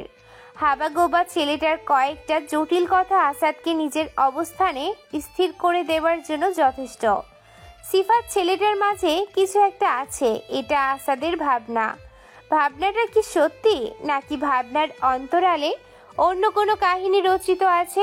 অনন্যার মন আনচান করছে আসাদের সাথে কথা বলার জন্য, কিন্তু ভাবছে কল দেবে কি দেবে না। নাম্বারটা বারবার ওপেন করে আবার কেটে দিচ্ছে। কথা বলতেও ইচ্ছে করছে, আবার কল দিতেও কেমন কেমন লাগছে। ভাবনা চিন্তার অবসান ঘটিয়ে আসাদের নাম্বারে কল দিলে কিছুক্ষণ পর আসাদ কল রিসিভ করে বলে, বলো। কি করো? এই তো ফেসবুকে নিউজ ফিড ঘাটাঘাটি করছিলাম। তুমি? ভাবছিলাম। কি? কোনো একজনের কথা। কার কথা? পরে বলবো। আচ্ছা। এখন রাখি, পরে কথা হবে। আসাদের উত্তর না শুনেই অনন্যা ফোন রেখে দেয়। লজ্জায় লাল হয়ে গেছে অনন্যার মুখ। দিনটা ভালোই কাটলো আসাদের। সারা দিনের মাঝে প্রাপ্তির কথা একটি বারের জন্য মাথায় আসেনি। হয়তো আসতে দেয়নি, হয়তো খেলার মোড় ঘুরতে চাচ্ছে আসাদ। পরদিন সকালেও ভার্সিটিতে যায় আসাদ, রাফি এবং সিফাত, সাথে সাঙ্গপাঙ্গরা তো আছেই। তবে আজকে ভার্সিটিতে গেছে অন্য একটা কাজে। কয়েকদিন পরেই ভার্সিটিতে হলো প্রেসিডেন্ট নির্বাচন। তবে প্রার্থী মাত্র 2 জন, নাবিল এবং রেজওয়ান। আসাদ নাবিলের পক্ষ থেকেই সম্পূর্ণ নির্বাচনটা সুষ্ঠুভাবে সম্পন্ন করতে যাচ্ছে। অবশ্য নাবিলকে সাপোর্ট করার পিছনে যথেষ্ট কারণও আছে। কারণ নাবিলের মাঝে আসাদ নিজেকে দেখতে পায়। ভার্সিটিতে কারোর কোনো সমস্যা হলে সবার আগে যদি কাউকে পাওয়া যায় সে হলো এই নাবিল। হোক সেটা ছোট বা বড় ধরনের কোনো সমস্যা, তো যার মাঝে মানুষকে সাহায্য করার প্রবণতা রয়েছে সে নিশ্চয়ই একটা হল সামলানোর মতো সক্ষমতা রাখে নিজের মাঝে। আসাদ নাবিলকে সাপোর্ট করছে দেখে উপায়ন্তর রেজওয়ান ছুটে গেছে বাপ্পির কাছে। বলা বাহুল্য, আসাদ এবং বাপ্পি একসময় সেরা বন্ধুত্বের খেতাব বহন করেছিলে ভার্সিটিতে। তবে এখন একজন আরেকজনের জন্য চোখের বিষ। কারণ ওই যে রাজনীতি, এই একটা শব্দ ওদের 7 বছরের বন্ধুত্ব 7 সেকেন্ডে শেষ করে দিয়েছিল। কেউ ভাবেনি কখনো স্কুল লাইফের এত ঘনিষ্ঠ 2 জন বন্ধু শুধু এই রাজনীতির চক্করে পড়ে আলাদা হয়ে যাবে। বাপ্পি ঢুকছে গেট দিয়ে। মিনারের পাশে ধীর পায়ে দাঁড়ানো হিজল গাছের নিচে আসাদ নাবিলের সাথে কথা বলায় ব্যস্ত। আসাদকে দেখে তাচ্ছিলের হাসি হাসলো বাপ্পি। আসাদ গ্রাহ্য করেনি। দুজনের চোখাচোখি শেষ হলে বাপ্পি মিনারের 2 সিঁড়ি উপরে উঠে হাতে একটা মাইক নিয়ে বলে, আর কয়েকদিন পরেই তো ইলেকশন। নিশ্চয়ই তোমরা জানো ভোটটা কাকে দিতে হবে বা কাকে দিলে তোমরা সবচেয়ে বেশি উপকারী হবে। এখন আসি মূল কথায়। প্রেসিডেন্ট সবাই হতে পারে, কিন্তু সবাই দায়িত্ব পালন করতে পারে না। তাই দায়িত্ববান কেউ এই পদ রাখার যোগ্যতা রাখে বলে আমি মনে করি। আমার মতে রেজওয়ানের চেয়ে ভালো প্রেসিডেন্ট তোমরা অত্র ভার্সিটিতে চিরনির তল্লাশি চালালেও আরেকজন পাবে না। তাই কারোর প্ররোচনায় না এসে নিজেদের ভালোটা বুঝতে শেখো। কথাগুলো বলে খানিক জিরিয়ে নিল বাপ্পি। অতঃপর আসাদের দিকে তাকিয়ে ঠাট্টার ছলে বলে, অনেকেই তো কোনো যোগ্যতাই ছাড়াই রাজনীতিতে চলে আসে। অতএব সেই সব যোগ্যতাহীন মানুষদের যতটা পারবে এড়িয়ে চলবে। নিজের কথাগুলো শেষ করে মুচকি হেসে হাত দিয়ে মাইকটা এগিয়ে আহ্বান করে আসাদকে নিজের কথা বলার জন্য। আসাদও প্রত্যুত্তরে মুচকি হেসে মাইকটা হাতে তুলে নেয়। 2 আঙ্গুল দিয়ে মাইকে 2 বাড়ি মেরে বলতে আরম্ভ করে, সবাই এত দূরে দূরে দাঁড়িয়ে আছো কেন? মিনারের কাছে এসো, কথা আছে তোমাদের সাথে। আসাদের ডাকে সকালে সাড়া দিয়ে ধীরে ধীরে মিনারের কাছে এসে ভিড় জমালো। আসাদ বলে, তোমাদের কাছে আমার কিছু প্রশ্ন আছে, সকলে উত্তর দেবে আশা করি। সকলে হ্যাঁ সূচক মাথা নাড়ালে আসাদের প্রথম প্রশ্ন, মনে করো তোমাদের সামনে 2টো মোবাইল আছে। একটা দেখতে অনেক সুন্দর, পিছনে 4টা ক্যামেরা, ফিঙ্গারপ্রিন্ট সেন্সরও আছে, বড় সাইজের ডিসপ্লে, কিন্তু প্রসেসর ভালো না। অন্য ফোনে প্রথমটার মতো 4টা ক্যামেরা নেই, অনেক বড় ডিসপ্লে নেই, কিন্তু প্রসেসর অনেক ভালো। এখন আমার প্রশ্ন হলো, তোমরা কোনটা বেছে নেবে, প্রথমটা নাকি দ্বিতীয়টা? সকলে উচ্চস্বরে বলে উঠল। আসাদের মুখে হাসি ফুটল। বাপ্পি রাগে ফুঁসছে কিন্তু কিছু বলছে না। আসাদ আবার নিজের কাছে মনোযোগ দিল। এবার আরেকটা প্রশ্ন করি কেমন? একজন যোগ্যতাবান ব্যক্তি যে তোমাদের কখনো কোনো বিপদে আপদে সাহায্য করেনি, তোমাদের পাশে এসে দাঁড়ায়নি। অন্যদিকে একজন যোগ্যতাহীন ব্যক্তি যার কোনো যোগ্যতা নেই কিন্তু মানুষকে সাহায্য করার জন্য বড় একটা মন আছে, সকলের বিপদে আপদে এগিয়ে আসে, সবাইকে নিজের পরিবারের একজন সদস্য মনে করে। এবার বলো, কাকে চাই তোমাদের, যোগ্যতাবান নাকি যোগ্যতাহীন? এবারও সবার উত্তর আসাদের পক্ষে এলো। বাপ্পি নীরব দর্শকের ভূমিকা পালন করছে। কি বা বলবে, বলার মতো কিছু নেই ওর কাছে। আসাদ মুখের হাসি বজায় রেখে বলে, দেখো তোমাদের নেতা বাপ্পি হয়তো কিছু বলতে চায়, শোনো তাহলে মনোযোগ দিয়ে। আসাদ নাম আসাদ মাইকটা বাপ্পির হাতে তুলে দিয়ে সবাইকে নিয়ে মিনারের সামনে থেকে চলে আসে। মাঝ মাঠে আসার পরে নাবিল বলে, ভাই চলে যাবে নাকি থাকবে? কেন? সবাই মিলে একটু চা সিঙ্গারা খেতাম আর কি। আমার সামনে ফর্মালিটি দেখালে মায়ের একটাও মাটিতে পড়বে না। চা সিঙ্গারা যারা তোকে ভোট দেবে, যাদের কারণে তুই জিতবি, তাদেরকে খাওয়াবি। আমরা ক্যান্টিনে আছি, প্রয়োজন পড়লে ডাক দিস। আচ্ছা ভাই। আসাদ এবং বাকিরা চলে গেল ক্যান্টিনে, আর নাবিল গেল নিজের কাজে। ক্যান্টিনে গিয়ে বসতে না বসতেই সিফাত আসাদকে খোঁচানো শুরু করে। আসাদ ত্যক্ত হয়ে বলে, কি শুরু করছিস? মেয়ে পেয়েছিস নাকি? সিফাত হাসতে হাসতে বলে, আরে তোর পাখি এসেছে। মানে? একটু পিছনে তাকাও খোকা। আসাদ পিছনে তাকিয়ে দেখে অনন্যা আসছে, তবে আজ চোখ ফেরাতে পারছে না অনন্যার থেকে। কালো শাড়ি, কালো টিপ বেশ মানিয়েছে মেয়েটাকে। মুখে মাতাল করা হাসি আসাদকে বেকাবু করে তুলছে। আসাদ নিজেকে সামলাতে পারছে না, অবস্থা বেশি বেগতিক হবার আগে আসাদ নিজের চোখ ফিরিয়ে নেয়। আসাদের অবস্থা দেখে কেউ নিজের হাসি আটকে রাখতে পারল না। অট্ট হাসিতে ফেটে পড়ে সবাই। ইতিমধ্যে অনন্যাও সেখানে এসে হাজির। বেশ উৎফুল্লের সাথে জিজ্ঞেস করে, কি ব্যাপার, তোমরা এত হাসাহাসি করছো কেন? আমাকেও বলো।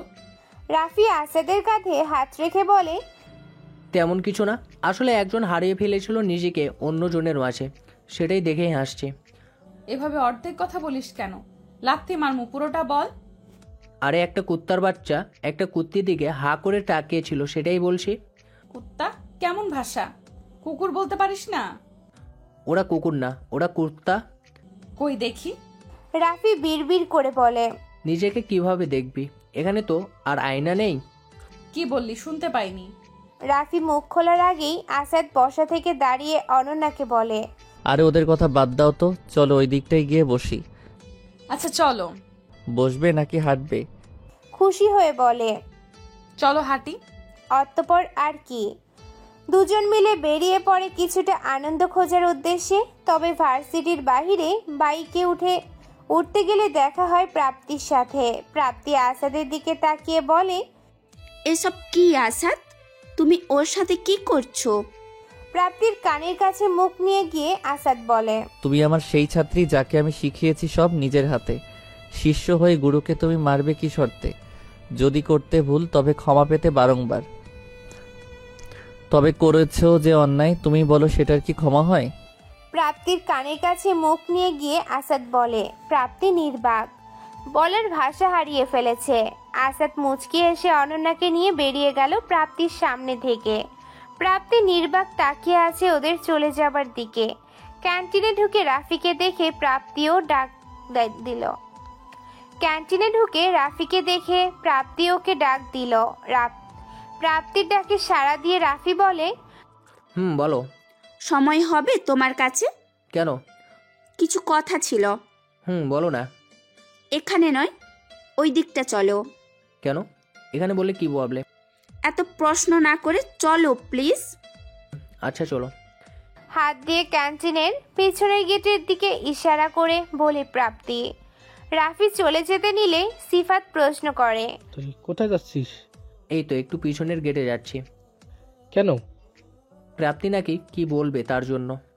যা বলার এখানে বলতে বল, অন্য কোথাও যাবার প্রয়োজন নেই। প্রাপ্তির নাকি সমস্যা আছে এখানে, তোরা একটু বস, আমি এক্ষুনি চলে আসবো। আমি কিন্তু বারণ করছি না।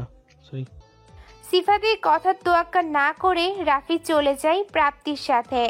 পিছনে গেটের সামনে গিয়ে দাঁড়িয়ে রাফি বলে, বলো কি বলবে? বলবো না, করব। মানে?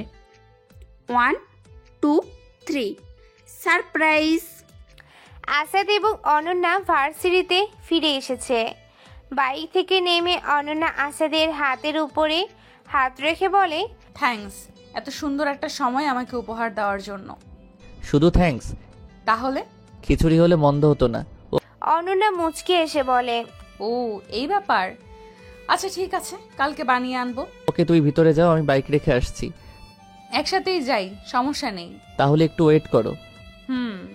আসাদ বাইক পার করে এসে চলো। আসাদ এবং অনন্যা ক্যান্টিনে গিয়ে দেখে সিফাত এবং বাকিরা বসে আছে, তবে রাফি নেই। সিফাতের কাছে জিজ্ঞেস করলে বলে, রাফি তো প্রাপ্তির সাথে ক্যান্টিনের পিছনের গেটে গেছে। কখন গেছে? তা প্রায় 1 ঘন্টার মতো হয়েছে। পাগল নাকি, তুই আটকাতে পারলি না? আমি অনেকবার বলছি রাফিকে, কিন্তু ও শোনেননি।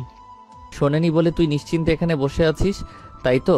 তুই নিজে আমাকে বললি সব কিছু, আর এখন নিজে এত বড় ভুলটা কিভাবে করলি? তুই এত উত্তেজিত হচ্ছিস কেন? রাফির কিছু হবে না। বাহ, দারুণ বলেছিস তো। আসাদ ক্যান্টিনে থেকে হনহন করে বেরিয়ে গেল। আসাদের পিছু পিছু বাকিরাও গেল। পিছনের গেটের কাছে গিয়ে দেখে কেউ নেই। সম্পূর্ণ ভার্সিটি খুঁজেও রাফি এবং প্রাপ্তির কোনো হদিশ পাওয়া গেল না। নাম্বারও বন্ধ দেখাচ্ছে। আসাদ ক্ষিপ্ত কণ্ঠে সিফাতকে বলে, রাফি কই? এই একই প্রশ্ন তো আমারও। তুই থাকতে এটা কিভাবে হলো? তোর কি আর একটু সাবধান হওয়া উচিত ছিল না? অনন্যা আসাদের কাঁধে হাত রেখে শান্ত গলায় বলে, একটু শান্ত হও। রাফি হয়তো প্রাপ্তির সাথে কথা বলে কোনো কাজে গেছে, কাজ শেষ হলে ফিরে আসবে। কাজে গেলে ফোন বন্ধ কেন? তুই নেটওয়ার্ক প্রবলেম হতে পারে না? আসাদ আর কিছু না বলে ভার্সিটি থেকে বেরিয়ে যায়। অনন্যাও গেল পিছু পিছু। সিফাত বাকিদের চলে যেতে দেখে বলে নিজেও বের হয়ে যায়। সবাই বাসের জন্য অধীর আগ্রহে দাঁড়িয়ে আছে। রাস্তার এক পাশে যানজটের এই শহরে বাস কখন আসবে তার কোনো নিশ্চয়তা নেই। হঠাৎ ম্যানহলের ঢাকনা খুলে একজন লোক বেরিয়ে আসলো। সবাই হাসতে হাসতে নাচেহাল। লোকটার পরনে সাদা গেঞ্জি, কালো কোটি এবং কালো প্যান্ট, মাথায় ঘন কোকড়া চুল। হাসতে থাকা মানুষগুলোর সামনে গিয়ে লোকটা বলে। উত্তরে একটা লোক নিজের হাসির পরিমাণ খানিকটা বাড়িয়ে দিয়ে বলে, সরকার এত সুন্দর রাস্তা বানিয়ে দিল, সেটা থাকতে আপনি ম্যানহলের ভিতরে কেন? কিছুটা দূর আগাতেই ফোনটা বেজে ওঠে। কল রিসিভ করে বলে, কোথায় তুমি? মুই তো শাহবাগ আইতেছিলাম। এখন শাহবাগ কেন? বুঝি না কে আইছি। সারাদিন ওই বাল নিয়েই থাকো, কোথায় কি হয় তার খবর তো রাখো না।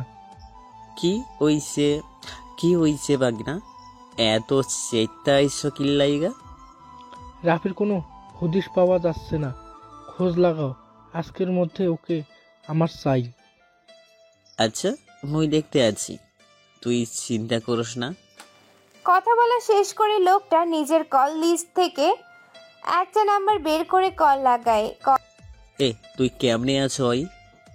মামা, আমি তো অফিসে আছি। তুই তাই অফিসেই থাক, মুই আইতাছি। হঠাৎ অফিসে আসবে, কোনো কাজ ছিল নাকি? আইয়া কমনে। আচ্ছা। কল কেটে পুনরায় রওনা দেয় মগবাজারের উদ্দেশ্যে। অফিসে পৌঁছে লোকটা ভিতরে গিয়ে দেখে সবাই তাস খেলা এবং হাসি ঠাট্টায় ব্যস্ত। টেবিলের উপরেই চাপড় মেরে কর্কশ গলায় বলে, তোকে কি এইগুলো করার লাইগা রাখছি নাকি? কোন জায়গায় কি হয় হেয়ার খবর তো রহ না, খালি মজমা নিয়ে থাকো না। একজন বসা থেকে উঠে কিছুটা আগ্রহ নিয়ে বলে, মাজমা কি মামা? নাটক করো মোর লাগে, জানো না তোরা? জানলে কি আর জিজ্ঞেস করতাম বলো। মজমা মানে মদ জোয়া, মাইয়া মানুষ। ছেলেটা দুই হাতে নিজের কান চেপে ধরে বলে, তোমার এই কথা শোনার আগে আমি বধির হয়ে গেলাম না কেন? অভিনয় একটু কম করো বজ্জত, নইলে উল্টা মাইরা দাঁত কয়টা ভাইঙা দিন। ওকে মামু। বেটকি মাইরো না, যে কামে লাইগা রাইছি হেইয়া হন। বলো না। রাফি নাকি নিখোঁজ, ভাইগনা মোরে ফোন দিয়েছিলে। তোগো ওফার নাকি দায়িত্ব আছিলে গো, তোগো ওফার নাকি দায়িত্ব আছিল ও গো, দেখা হইনা রাখার। মামা, ভাই তো আমাদের বলেছিল আশাদের উপরে নজর রাখতে, রাফির ব্যাপারে তো কিছু বলেনি। তোমাকে কই নাই, হেয়ার পানে তোমরা করো নয়, হাততালি দিমই। কেউ কিছু বলছে না, নিশ্চুপ দাঁড়িয়ে রয়েছে। মামা অবাক মামা আবার বলে, হন সবাইরে কামে লাইগা যাইতে কন, যত তাড়াতাড়ি পারো রাকিবরে খুঁজা বাইর করো, নইলে ভাগিনা দিয়ে কি করবে হেয়া কিন্তু মই কইতে পারি না। আচ্ছা মামা, তুমি নিশ্চিন্ত থাকো, আমরা দেখছি কি করা যায়। তোকে জ্বালাই আর চিন্তা তো তাহার কোনো কায়দা আছে নাই। গেছিলাম 2 প্যাগ মারমো বইলা, কিন্তু ভাগনা ফোনটা দিয়েছে এমন সময়। আহারে, তুমি তাহলে যাও খাইতে, আমরা কাজে গেলাম। ছেলেগুলো রুম থেকে বেরিয়ে গেলে মামা একটা চেয়ার টেনে বসে পড়লেন, কপালে হাত দিয়ে বলেন, একলা গাইমা গেছি রে, বুড়া আইছি, এত কাম কইরা যাই। আচমকা নিজের জিভ দাঁত দিয়ে কেটে বলেন, ও মা, ইয়া মই কি কই, মুই তো এখনো জোয়ান, বউটা কেমনে হইলাম? এখনো তো বাইকনার লাইগা এত মামি আনতে আইব, মোরবা দোষ কোথায়? এত প্রেশার দিলে কি মাথা ঠিক থাকেনি? মামা নিজেই নিজের সাথে বকবক করতে ব্যস্ত হয়ে পড়লেন। আসাদ ড্রয়িং রুমে পায়চারি করছে, সিফাত এবং অনন্যাও আছে অবশ্য। অনন্যা আসাদকে শান্ত করতে না পেরে নিজের চুপটি মেরে বসে আছে সোফার উপরে। সিফাত বলে বলে ক্লান্ত হয়ে গেছে যে রাফি ফিরে আসবে, ওর কিছু হবে না। কিন্তু আসাদ মানতে নারাজ। সচক্ষে রাফিকে দেখা না অবধি আসাদের মনে শান্তি মিলবে না। দুপুরেও কিছু খায়নি ছেলেটা। আসাদ না খাওয়ায় সিফাত এবং অনন্যার পেটেও কিছু পড়েনি, মুখটা শুকিয়ে গেছে চিন্তায় চিন্তায়। আসাদের লোকজনও কোনো খোঁজ পাচ্ছে না। কিছুক্ষণ পরে ডোর বেল বাজলে আসাদ গিয়ে গেট খুলে দেখে রাফি দাঁড়ানো, মাথায় ব্যান্ডেজ প্যাঁচানো আছে, ব্যান্ডেজের কোনা দিয়ে রক্ত বের হচ্ছে চুইয়ে চুইয়ে। রাফিকে আসাদ নিজের বুকের সাথে মিলিয়ে নিয়ে বলে, ঠিক আছিস তো ভাই? কতটা চিন্তায় ফেলেছিলি জানিস, দম বন্ধ হয়ে আসছিল। রাফি নিজেকে ছাড়িয়ে নিয়ে বলে, আরে আমার কিছু হয়নি, জাস্ট মাথায় একটু চোট লেগেছে। কিভাবে হলো এসব? নিশ্চয়ই প্রাপ্তির কাজ, তাই না? ভিতরে চলো, সব বলছি। দাঁড়িয়ে থাকতে পারছি না, মাথা প্রচণ্ড ব্যথা। চল চল। আসাদ রাফিকে ধরে ভিতরে সোফায় নিয়ে বসালো, তারপর বলে, একটু ঘুমিয়ে নিবি নাকি? তাহলে মনে হয় আরাম লাগবে। মাথায় প্রচণ্ড ব্যথা। না লাগবে না, আমি ঠিক আছি। তোর এই অবস্থা হলো কিভাবে? প্রাপ্তি করেছে তাই না?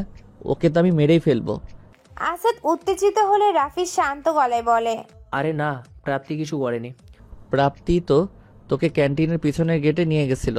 পুরো কথা তো শুনবি না? কে বল, শুনছি। আজকে যে আমার জন্মদিন ছিল সেটা তোর মাথায় আছে? আজকে তোর জন্মদিন? জানি হয়তো কাজের চাপে ভুলে গিয়েছিস, তবে প্রাপ্তির মনে ছিল। আর ও আমাকে ক্যান্টিনের পিছনের গেটে নিয়ে গিয়ে, কি ব্যাপার এখানে আসলে কেন? ওখানে সবার সামনেই তো বলতে পারতা। পারতাম, তবে সারপ্রাইজটা আর থাকতো না। কিসের সারপ্রাইজ? নিজেই নিজের বার্থডে মনে রাখতে পারো না, আর বলছো কিসের সারপ্রাইজ? আজকে আমার বার্থডে ছিল। না গো, আমার ছিল। কিন্তু আমার বার্থডে হলে আসাদ নিশ্চয়ই উইশ করতো, ওর তো ভুলে যাওয়ার কথা না। সে তো এখন অনন্যাকে নিয়ে ব্যস্ত, তোমার বার্থডে মনে রাখার সময় কি তার কাছে আছে নাকি? এভাবে বলো না, ছেলেটার মনটা খারাপ ছিল। তারপর তুমি ওর ওপর রাগ করছো, কথা বলো না। সেজন্য হয়তো অনন্যার সাথে একটু সময় কাটিয়ে নিজের মনটা ভালো করতে চেয়েছিল। বাহ, আমি রাগ করেছি বলে অন্য মেয়ের সাথে ঘুরে নিজের মন ভালো করতে হবে, তাই না? আমাকে মানিয়ে নেওয়া যায় না। তার উপরে তুমি জানো ও আমাকে কি বলেছে? আমি নাকি ওকে মারতে চাই। ও আমাকে নাকি কত কিছুই শিখাইছে। এগুলো কেন বললো, কি জন্য বললো, কিছুই বুঝলাম না। ধুর, বাদ দাও তো ওর কথা। মন ভালো হলে ঠিকই ফিরে আসবে। এখন বলো, আমার জন্য কি সারপ্রাইজ আছে? চোখ বন্ধ করো। রাফি নিজের চোখ বন্ধ করে বলে, এই নাও করলাম। 1 2 3 সারপ্রাইজ। রাফি নিজের চোখ খুলে দেখে সামনে মস্ত বড় একটা কেক হাতে নিয়ে দাঁড়িয়ে আছে একটা ছেলে। রাফি কেকটা কাটতে যাবে, তখনই বাহির থেকে কয়েকজন ছেলে এসে প্রাপ্তির মুখ চেপে ধরলো। রাফি কিছু করতে গেলে ওদের মধ্যে থেকে একজন হকি স্টিক দিয়ে সজোরে আঘাত করে রাফির মাথায়। এরপর আমার আর কিছু মনে নেই। আমার মাথায় কিভাবে ব্যান্ডেজ এলো, কে আমাকে হসপিটালে নিয়ে গিয়েছিল কিছুই না। শুধু একটু আগে কেউ একজন যখন আমাকে ডেকে তুললো, তখন চোখ খুলে দেখি একটা গাড়িতে বসে আছে, আর গাড়িটা ঠিক আমাদের বাসার সামনে দাঁড়িয়ে আছে। তবে মজার বিষয় কি জানিস, গাড়িতে যে ছেলেগুলো ছিল ওরাই আমাদেরকে বাঁচিয়েছিল। যেদিন আমরা রেজওয়ানের মেসেজ মোতাবেক গোডাউনে দেখা করতে গিয়েছিলাম এবং আমাদের ওপর হামলা হয় সেদিন। আসাদ বুঝতে পারছে না কি বলবে, পুরনো চিন্তাগুলো এসে জেকে বসেছে। যদি আমি প্রাপ্তির ছবির পেছনের লেখাগুলোর কথা চিন্তা করি তাহলে তো প্রাপ্তি দোষী, কিন্তু রাফি তো অন্য কথা বলছে, আর রাফির কথার সাথে আমার চিন্তা ভাবনাগুলো মিলছে না, কেমন তালগোল পাকিয়ে যাচ্ছে। এদিকে সিফাতের মুখে মুচকি মুচকি হাসি, যেটা আসাদের চোখ এড়ালো না। আসাদ এই হাসির কারণ খুঁজে পাচ্ছে না। খানিক কৌতূহলের সাথে সিফাতকে জিজ্ঞেস করে, কিরে তুই এভাবে হাসছিস কেন? সিফাত নিজের মুখের হাসি বজায় রেখে বলে, হাসছিস রাফির কথা শুনি। রাফি কি এতক্ষণ হাসির কথা বললো নাকি? আহারে আসাদ, এখনো কিছু বুঝতে শিখলি না। নিজের মাথাটাকে একটু কাজে লাগাও ভাই। এই মাথা নিয়ে তোর রাজনীতি করতে পারবি না। সবসময় এত পেঁচানো কথা বলবি না তো, যা বলার খোলাখুলি স্পষ্টভাবে বলবি। না, আমি সব কিছু বলতে পারবো না। যদি আমি সবটা বলে দেই তাহলে তোর কি কাজ? আমার পক্ষে যতটুকু বলা সম্ভব ছিল বা যতটুকু করা সম্ভব ছিল আমি করেছি, বাকিটা তুই নিজেই করে নে। হ্যাঁ, যদি তোর সাহায্য লাগে তবে আমি আছি, কিন্তু তোকে তোর লক্ষ্য পৌঁছে দেব। সরি রে, আমি পারবো না। নিজের লক্ষ্য তুই নিজেই পৌঁছে যাবি। যতটুকু করা সম্ভব বলতে বুঝলাম না ঠিক। কিছু না। আচ্ছা তোরা থাক, আর রাফি এক কাজ কর, একটু ঘুমিয়ে নে, তাহলে ভালো লাগবে। শরীরের দুর্বলতা কেটে যাবে। আমি একটু বাহির থেকে আসছি, ছোট একটা কাজ আছে। যা। রাফি বেরিয়ে গেলে অনন্যা বলে, আসাদ আমিও বরং যাই, অনেকটা দেরি হয়ে গেছে, মামা মামি আবার চিন্তা করবে। আমি পৌঁছে দিয়ে আসবো? না, তার দরকার হবে না, আমি সিএনজি নিয়ে চলে যেতে পারবো। তুমি রাফির কাছে থাকো, যদি ও কোনো কিছুর দরকার হয়। আর হ্যাঁ, যে কোনো প্রয়োজনে সবার আগে ফোনটা যেন আমার কাছে আসে, কথাটা মাথায় রেখো। যথাজ্ঞা মহারানী, মাথায় থাকবে। অনন্য বেরিয়ে গেলে আসাদ গেট লক করে রাফিকে নিয়ে রুমে চলে যায়। রুমটা বেশ গোছানো, তবে রুমটাতে আলোর বড্ড অভাব আছে। এত বড় রুমে মাত্র একটি লাইট। রুমের মাঝখানে একটি ইজি চেয়ার রাখা, যেখানে একটা মধ্যবয়স্ক ছেলে বসে আছে, আর ছেলেটার সামনে দাঁড়িয়ে আছে আরো অনেকগুলো ছেলে। ইজি চেয়ারে বসে থাকা ছেলেটি বলে, এবার বল সম্পূর্ণ কাহিনী কিভাবে কি করলি? সামনে দাঁড়িয়ে থাকে ছেলেগুলোর মাঝে একটা ছেলে বলতে আরম্ভ করে, ভাই, রফিককে আমরা একটা পুরাতন গোডাউনের থেকে উদ্ধার করি। ও সেখানে অজ্ঞান অবস্থায় ছিল। এরপর ওকে আমরা হসপিটাল নিয়ে যাই এবং প্রাথমিক চিকিৎসা করে বাসায় রেখে আসি, এতটুকুই। তবে গোডাউনে আমরা অন্য কাউকে খুঁজে পাইনি। কিন্তু রাফি যে বলল প্রাপ্তিকেও ওর সাথে নেওয়া হয়েছে, তাহলে তো গোডাউনে প্রাপ্তিও থাকার কথা। পুরো গোডাউনে রাফি ছাড়া একটা কাকপক্ষ ছিল না। ছেলেটার কথা শুনে ইজি চেয়ারে বসে থাকা ছেলেটি উঠে দাঁড়ায় এবং কোনো কথা না বলে হাসতে হাসতে রুম থেকে বেরিয়ে যায়। সিফাত রাস্তা দিয়ে হাঁটছে আর আসাদকে ফোন দিচ্ছে, কিন্তু আসাদ ফোন তুলছে না। উপায়ন্তর ফোনটা পকেটে রেখে সিফাত বাসার দিকে হাঁটতে আরম্ভ করে। বাসার সামনে গিয়ে কলিং বেল প্রেস করলে কিছুক্ষণ পর আসাদ এসে দরজা খুলে দেয়। আসাদের চোখের ঘুম ঘুম ভাবটা কাটেনি। রাত হাত দিয়ে চোখ ডলতে ডলতে বলে, কি রে, এত দেরি করে এলি যে? তুই না বললি একটু পরে চলে আসবি? আমার কথা রাখ। তোকে যে এতগুলো ফোন দিলাম, ধরলি না কেন? কখন ফোন দিলি তুই? এই তো কিছুক্ষণ আগে। তাহলে হয়তো ঘুমানো ছিলাম, তাই শুনতে পাইনি। আচ্ছা, তোর সাথে আমার কথা আছে, যা ফ্রেশ হয়ে ড্রয়িং রুমে আয়। আচ্ছা তুই বস, আমি চোখে মুখে পানি দিয়ে আসছি। সিফাতকে ড্রয়িং রুমে বসিয়ে আসাদ ওয়াশরুমে গিয়ে চোখে মুখে পানি দিয়ে সিফাতের পাশে এসে বসে এবং বলে, বল কি কথা? প্রাপ্তির কোনো খোঁজ পেলি? না, প্রাপ্তির ফোন তো বন্ধ। এখন তো আমারও চিন্তা হচ্ছে রাফির কথা মোতাবেক যদি ওরা প্রাপ্তিকেও তুলে নিয়ে যায় তাহলে তো প্রাপ্তির সামনে বিপদ। আমাদের উচিত প্রাপ্তিকে খুঁজে বের করা। তুই কি বলিস? আমরা শুধু শুধু মেয়েটাকে ভুল বুঝলাম। সিফাত মুখে একগাল হাসি নিয়ে বলে, তুই এখনো বাচ্চাই রয়ে গেলি আসাদ। মানুষ তোকে যেটা দেখায়, যেটা বোঝায়, তুই ঠিক সেটাই বুঝে বসে থাকিস। নিজের থেকে কখনো কোনো রহস্যর উদ্ঘাটন করার চেষ্টা করিস না। তোর এই একটাই সমস্যা, আর এই জিনিসটা তোকে মৃত্যুর দিকেও ঠেলে দিতে পারে। কথাটা মাথায় রাখিস। আসাদ হাঁ হয়ে তাকিয়ে আছে সিফাতের মুখের দিকে। একটা রহস্যময় হাসি বিরাজ করছে সিফাতের মুখে। আসাদ ওই হাসির কারণটা বুঝতে চেষ্টা করছে কিন্তু পারছে না। এমতা অবস্থায় সিফাত বলে, আচ্ছা শোন, তোকে একটা কথা বলি। কয়েকদিন পরেই তো ভার্সিটি ইলেকশন, তাই না? আর ভার্সিটি ইলেকশন শেষ হওয়ার 1 মাসের মধ্যেই কিন্তু তোর পালাও এসে পড়বে। আমি জানি তোর মনে আমাকে নিয়ে অনেক প্রশ্ন আছে, আমার কাজকর্ম নিয়ে অনেক প্রশ্ন আছে, বা তোকে আমি এত কিছু বলি কিভাবে বলি, কেন বলি? সব কিছু নিয়েই অনেকগুলো প্রশ্ন জমা হয়েছে তোর মাঝে। তো তুই যদি সামনের ইলেকশনে জয়লাভ করিস তাহলে তোকে বলবো সব কিছু।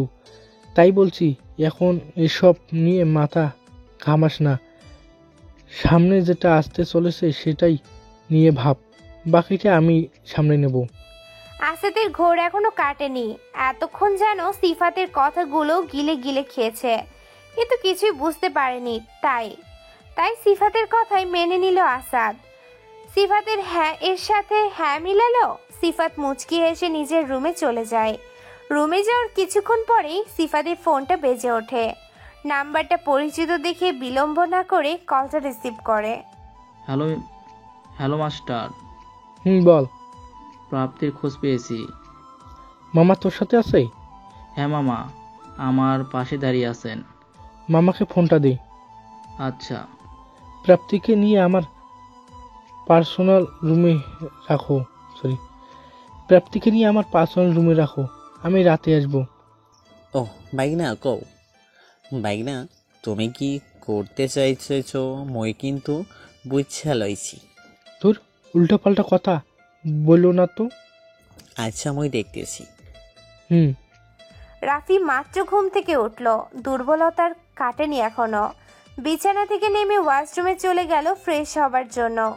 ওয়াশরুম থেকে বেরিয়ে ড্রয়িং রুমের সোফায় নিজের তাশরিফ জমিয়ে টিভিটা অন করলো। বেশ মনোযোগ দিয়ে টম অ্যান্ড জেরি দেখছিল রাফি, হাসছিলও বটে। মনোযোগে ব্যাঘাত ঘটে ফোনের শব্দ শুনে। বেশ বিরক্তি নিয়ে কলটা রিসিভ করে, ফোনটা নিজের কানে ধরলো। হ্যালো, কে? আমি শিকদার। জি ভাই বলেন। ইলেকশনের তো আর বেশি দিন নেই রাফি, কিন্তু এখন পর্যন্ত একটা ভালো খবর তুমি দিতে পারলে না আমাকে। ভাই বাসায় তো এখন আসাদ আছে, আমি বরং আপনার সাথে দেখা করে বলি।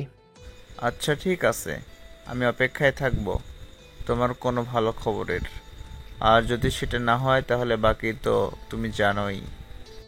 চেষ্টার কোনো ত্রুটি রাখিনি আমি, কিন্তু সময় ও সুযোগ কোনোটাই মিলছে না, সেজন্য একটু দেরি হচ্ছে।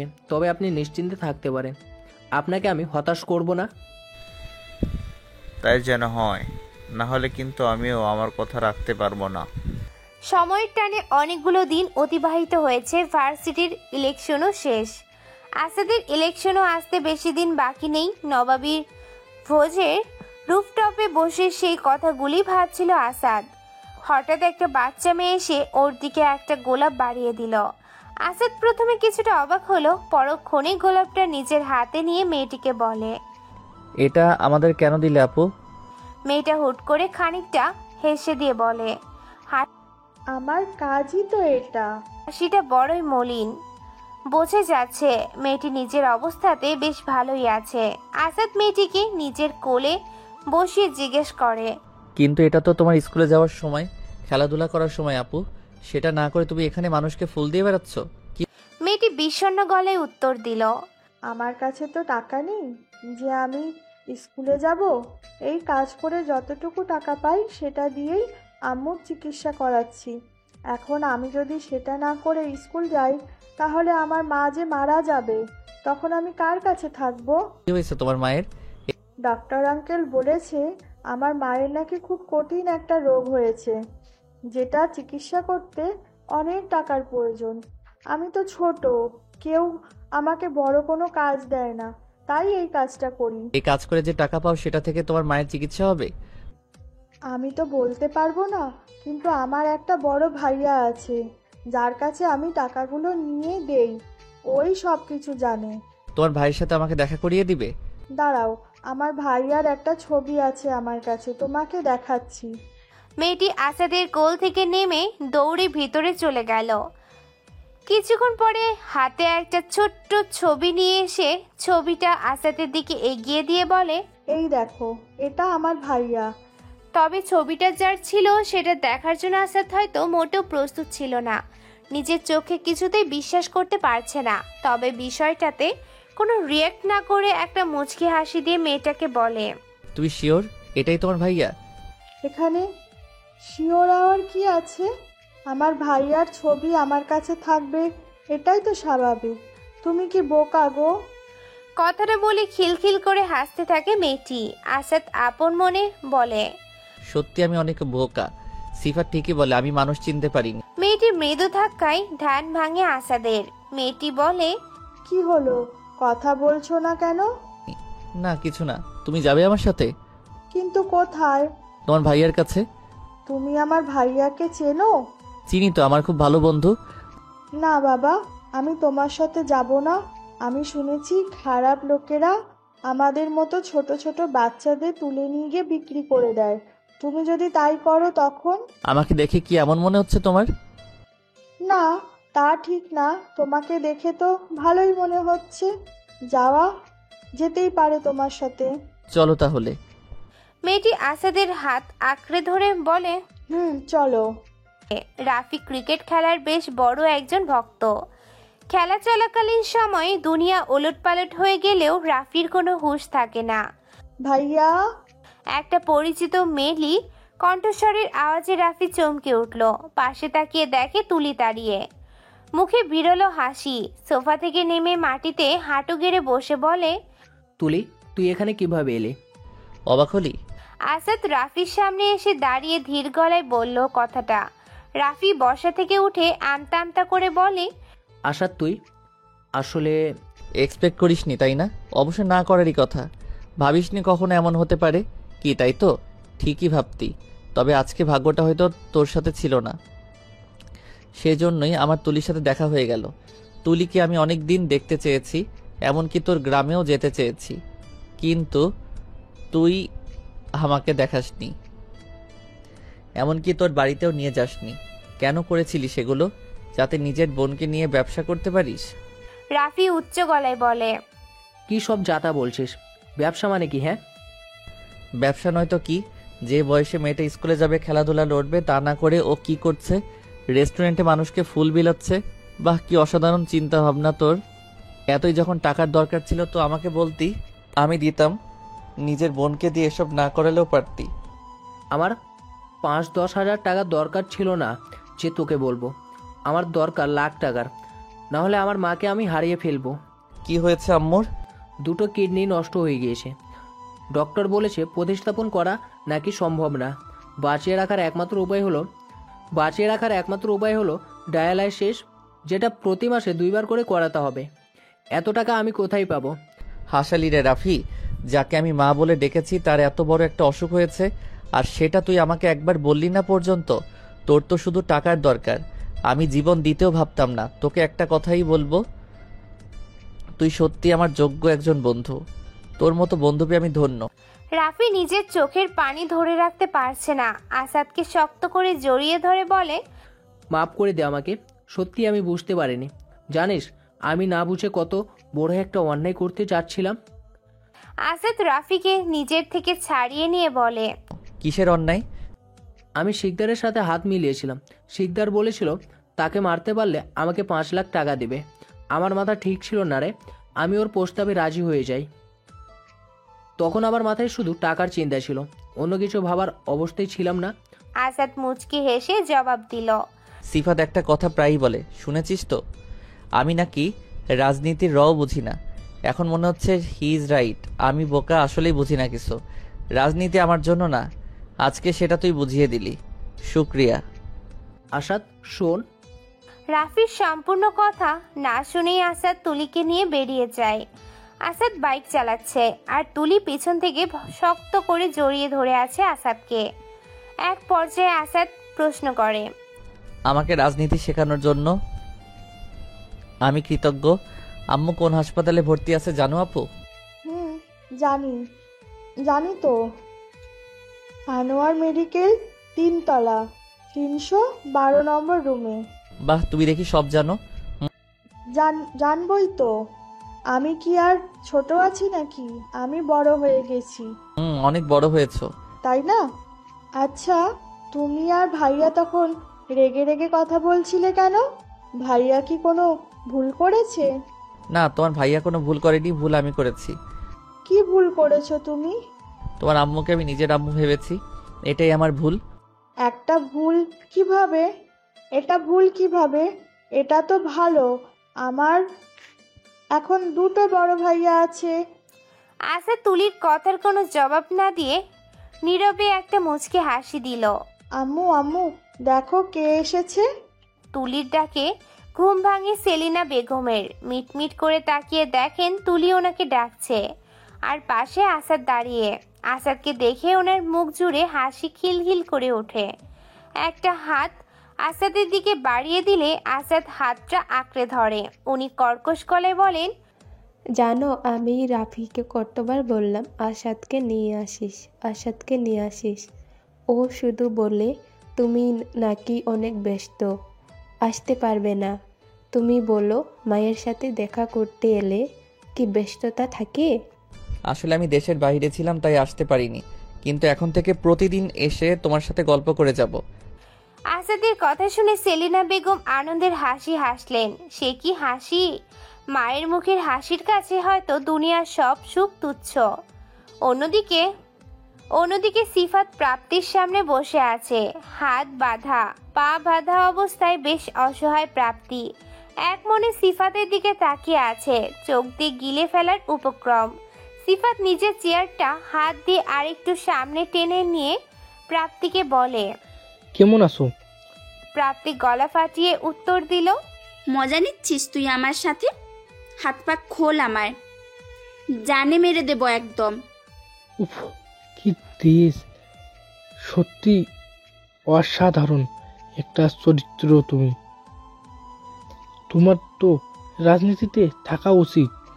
আমার কি মনে হয় জানো, আসাদ ভুলে রাজনীতিতে চলে এসেছে। ওর জায়গায় তুমি হলে হয়তো এতদিনে অনেক সফলতা অর্জন করতে পারতে। তুই কিন্তু এবার বেশি বাড়াবাড়ি করছিস। আমাকে এভাবে বেঁধে রাখার কারণ কি? তোর কোন পাকা ধানে মই দিয়েছি আমি? শুধু শুধু আমার পথের কাঁটা কেন হচ্ছিস? উত্তরটা হলো তুমি আমার কোনো পাকা ধানে মই দাওনি, তবে আমার ভাইয়ের পাকা ধানে মই দিয়েছো। আর নিজের ভাইয়ের ক্ষতি কিভাবে সহ্য করি বলো? কে তোর ভাই? সরি, কেন আসাদ? 2 দিন আগে পরিচিত হওয়ার একটা ছেলে তোর ভাই। How funny! আগে কি কমেডিয়ান ছিলি নাকি? তা ঠিক না, তবে তুমি আসাদকে মারার জন্য যে জগতে পা দিয়েছো সেই জগতের বাদশা আমি। মানে? মাস্টারের নাম শুনেছো কখনো? আন্ডারওয়ার্ল্ডের মাস্টার? না শোনার কি আছে, তবে কেউ নাকি কখনো দেখেনি ওনাকে। সামনে আসলে না দেখবি। মাস্টার নামটা শুধু শুধু সবাই ভয় পায় না। মাস্টার একটা মাস্টার একটা ব্র্যান্ড। মাস্টার নামটা ভালো মানুষদের জন্য যেমন আনন্দের কারণ, ঠিক তেমনি খারাপদের জন্য ভয়ের আভা।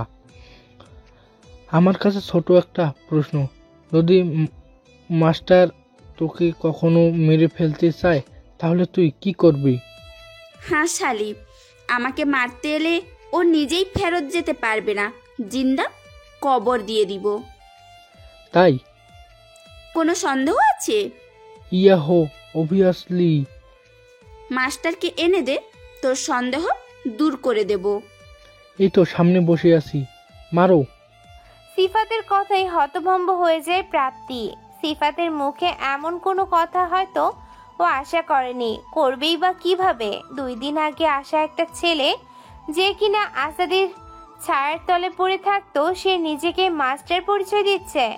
সেই মাস্টার যার নামে সম্পূর্ণ আন্ডারওয়ার্ল্ড চলে, যাকে কেউ কখনো চোখে দেখেনি, হঠাৎ কেউ এসে নিজেকে মাস্টার বলে দাবি করলে চমকানোটা তো স্বাভাবিক।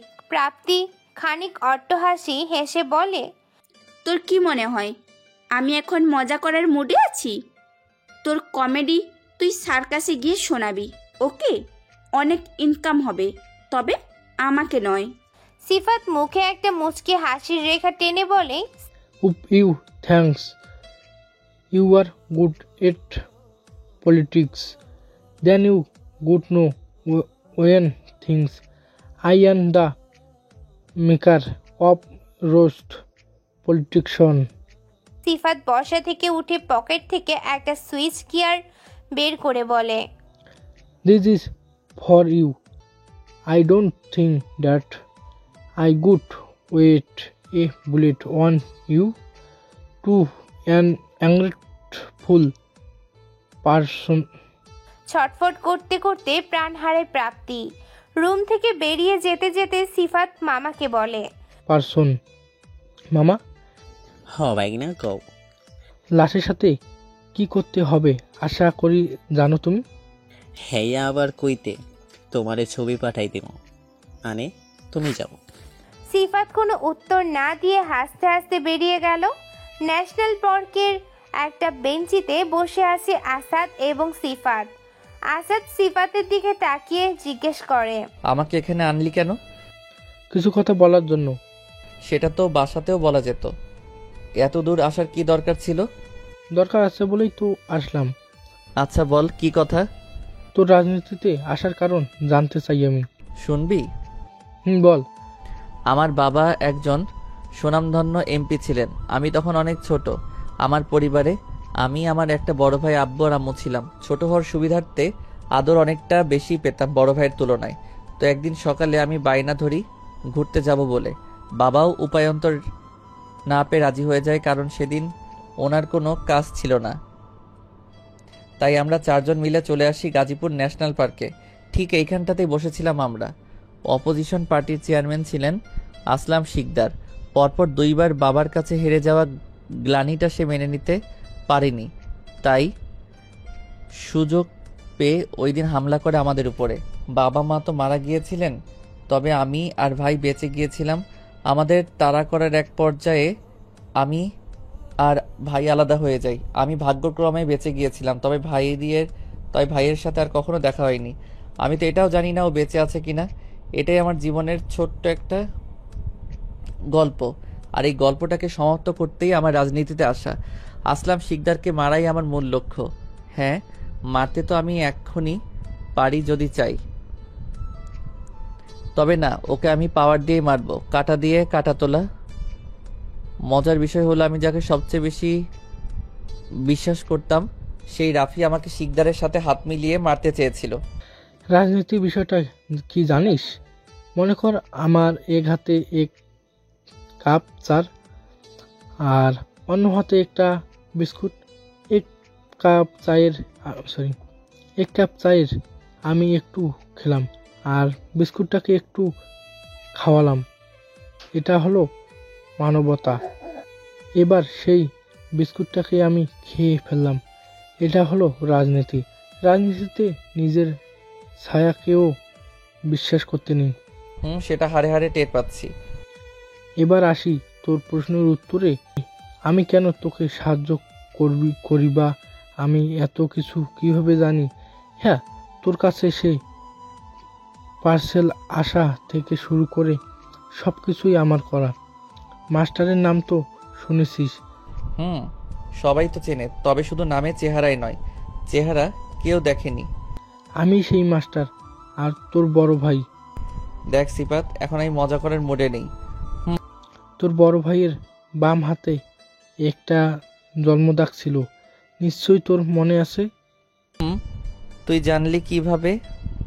সিফাত নিজের বাম হাতটা আসাদের দিকে এগিয়ে দিয়ে বলে, দেখো তো এটা সেই দাগ কিনা। আসাদ অবাক হয়ে কিছুক্ষণ তাকিয়ে থাকে সিফাতের দিকে।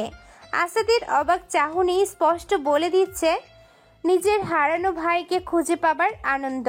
সিফাত জড়িয়ে ধরে কান্নারত অবস্থায় বলে, তুই এতদিন আমার সাথে ছিলি অথচ আমি চিনতে পারিনি। সিফাত আসাদকে নিজের থেকে ছাড়িয়ে নিয়ে বলে, থাকার কান্না করতে হবে না, চল অসমাপ্ত কাজটা সেরে ফেলি। হাত দিয়ে চোখের জল মুছে, কি কাজ? সিকান্দারের প্রাণ নেওয়া। তার আগে প্রাপ্তির সাথে আমার বোঝাপড়া আছে। প্রাপ্তি তো নেই। কোথায় গেছে? হাওয়া মিলিয়ে দিয়েছি। তাহলে চল, বাকি কাজটার জন্য আর সময় নষ্ট করে কি হবে? নামের খোঁজে বেনামি